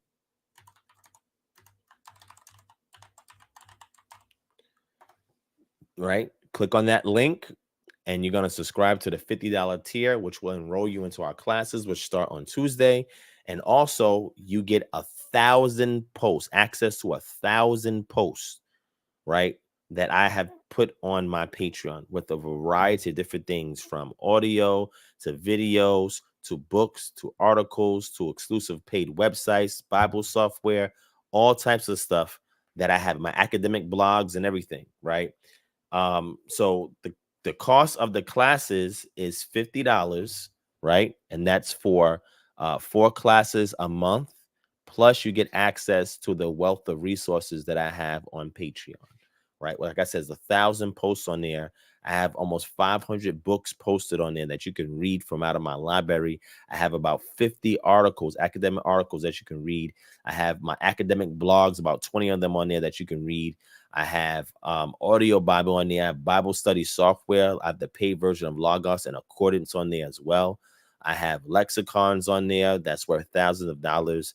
I have out of print books that you can only get if you pay thousands of dollars to get them, and you can only get them on an off market place like maybe eBay or some auction somewhere. I also have content that we've created at KHM that you can get access to. Like, we made a magazine that you can read on there, mixtapes that we have on there. All types of content is on Patreon. So that $50 not only gives you access to the classes every Tuesday, but it also gives you access to a wealth of other resources that we have on Patreon. There's no way that somebody can consume all the content that we have on Patreon in one sitting. Like, it would have to take you a year, 2 years, 3 years to go through all the content that we have there, right? But just know, when we do the classes, I'll give them materials, right? Like, hey, this is the required material if we're dealing with this. But also read A, B, and C. Or also consult this, and that. Also use these resources in the Bible study software that we provide you, right? So we're going to equip you to have everything that you need to get busy when it comes to these classes. And again, it's a holistic research paradigm. It's very unique in its class on our approach, right? Because we start with the premise of culture and we build up from there, right? We go from culture to spirituality, right? And we look at that intertextually, contextually, semantically in regards to the words, grammar in regards to parsing out the clauses. We go into thematic or motifs in regards to the same author, or an associative author in regards to the same subject matter. From there, we'll look at manuscripts and see if there's any variance amongst manuscripts that may give rise to different interpretations or ambiguity within the text. Then we'll go and consult other scholarly resources, right, depending on the subject matter. And that's really how we work inductively from the bottom on up. The bottom would be the lowest common denominator and the smallest constituents within a clause, and grammatically how we deal with that, syntactically how we deal with that, and lexically how we deal with that. And then from there, the associative clauses that make up the passage. And from the passage, looking at the context, right, surrounding the passage, maybe a few passages before, a few passages after. Maybe it's the whole chapter. Maybe it's the previous chapter and the chapter after. Maybe it's the whole book, right? And then maybe it's a book by that same author, right? And if we can't source it from there, intertextuality, which means we go to another book by another author that addresses the same subject matter and or topic, and see what we can pull from there. And or we'll look for cognates between both authors' usage in regards to the actual theme that we're talking about, and see those cognates exist outside the Bible and exist in other comparative cultures that existed at that time, right? It could be Akkadian, it could be Babylonian, it could be Assyrian, it could be Ammonite, it could be, I don't know, Egyptian, right? Because there are different loan words that are in the Bible, and the highest frequency of Egyptian loan words is in the book of Exodus to Deuteronomy. Then we have some associations of the suzerain treaties from Assyria, language found in Deuteronomy. So you'd have to study that. And then if you look at something like Psalms, was that Psalms 83, 81 and 3, where it talks about a reference to the full moon and it uses a particular word that's used there, we had to tie that to Agu and the Agu festival in Assyria, because the BDB says that that particular word there that's used, kisu, is actually come from the Assyrian word that goes back to the word Agu, and it refers to the coronation of the king in another culture, right? How was that loan word ended up here in the text? And does this help us date the text? Could this text have been something written during the time of the Assyrian rule, which would have came after the rule of David? Why is this found in Psalms? Like, we go into investigative lenses and our magnifying glass, and we look at all these things, right? We examine it. We don't leave no stone unturned until you can come to an objective position. And maybe sometimes that objective position could be a position that's hotly debated, but you go and you see where the weight of the evidence falls on, meaning the preponderance of the evidence. Which way does it lean on how to best interpret this passage? But you will also learn the various ways in which a passage is interpreted and which position should you fall on using the methodology that we present in the actual classes, right? So there's a lot that is there that I see lacking in our community and Israelite community that I want to provide to everybody. And I want to provide it at a low cost, right? High value, low cost, and you can get the most bang for your buck, right? So yeah, I think you guys will definitely enjoy it. And again, I appreciate you guys for being here. With 3 hours and 30 minutes in, I know we're probably going to scare some people who's going back to the replay, and it's all good. If they made it this far, I appreciate you committing to the information we share on here and for supporting and patronizing the ministry. And just taking some time to consider stuff that's being said, right? I pray that it edifies you, that it empowers you, and that it equips you for this walk, right? Because that's all we're here to do. All right. So again, make sure you guys join the classes. Again, Monday, 11:59 p.m. is the last moment in which you can join before you have to wait until the next month, which is in April. Also, if you can, sign up for that live stream and or in-person event we're having on March 24th, where KHM is representing how we're utilizing the International Decade for People of African Descent in order to create resources and opportunities for us to build our Goshen, so we're able to wait out the judgments before our second exodus out of Babylon, right? The new Babylon, spiritual Babylon, right? And then also I gave you the timeline of other events. More notably, April 7th is when we're having Passover physically here in Atlanta. And April 8th is when I'm going to have a virtual Passover that everybody can join in, and we can do it in unity together as a community. All right. Everything's about echad, unity, oneness. And that's what we're going to do. If Yeshua prayed for that amongst his followers, then that's where we should be at as well, because all he's doing is leading us to the Father, and through those means in which he leads us to salvation, right? So thank you guys for your time. I appreciate you. I love y'all. Y'all have a blessed Sabbath. You as well, Living, by the way. Thank you for that as well. He says if it's not 2 hours or more, it's not even right. Facts, Ben. Facts is the old school, right? Your night to you as well. Later 12 to you as well, Karima Poet. Thank you, Jordan's Cadet and Ice Cole, for your contributions as well. Psalm 51, you asked a question. You want to know when we come into London. We're looking to do that on the latter half of, or the latter end of the summer, right? I think August, September is when we're looking to do that. I don't want to come there in the cold. I do not want to be in the UK in the cold. I'm sorry. I'm not going to be there in the winter time. I would like to, right? Because it affords me some time to plan and all of that, but I can't do it. Sorry. I just can't do it. But we'll see. We'll see what happens. But September, it's looking like September is when we're aiming for that. But it's all Most High willing, right? We'll see how the chips fall. And we actually do have maybe about 15 KHM members that is out there in the UK and growing. You know what I'm saying? But we got to get you all in one group. We are moving from one church, which is the church management application, to Subsplash. In order to manage everything, Subsplash is going to open up a whole new door of connectivity, engagement, and presentation ministry-wise, right? We plan to transition to that at the end of March, going into April. And at that time, all the communication that you're looking for, you will get it automatically through the app and or via text and email, right? Because it helps to automate all of that for us. One church can do that, but it's kind of clunky in doing so, right? So we're doing a lot of behind the scene changes in order to improve communication, socialization, and communication, socialization, and engagement. Okay. All right, y'all. I love y'all, man. Can't find. Definitely check out. It says if you can't find it, I can't recall right now. Not sure what you're saying, ISU Code. Definitely check out for free health account. Okay, yeah. Thank you for that, ISU Code. I appreciate that. If Rico, if you're inquiring about that, in regards to the Passover, I know you say, hey, I'm from a vegan, and Exodus 12 says I have to eat the Passover. What do I do? Great question. I will answer that on the next live stream. Okay, because it's late and I'm tired. I gotta go. And I think we spent enough time having a great conversation and engaging in the chat. All right. If you're watching this on the replay, y'all could definitely give by clicking on that give option. If you want to give to the ministry, and or if you need anything from us, please email us at kingdomharbinger@gmail.com, and we will do our best to help you guys out. All right. Much love to y'all. Thank you for joining. I always love meeting with you guys, talking with you guys, engaging you guys. Whether we agree or disagree, I think we deal with each other as family.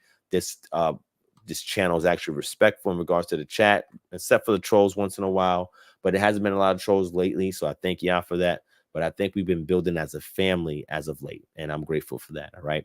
Love you guys. Enjoy your Shabbat. Peace and shalom.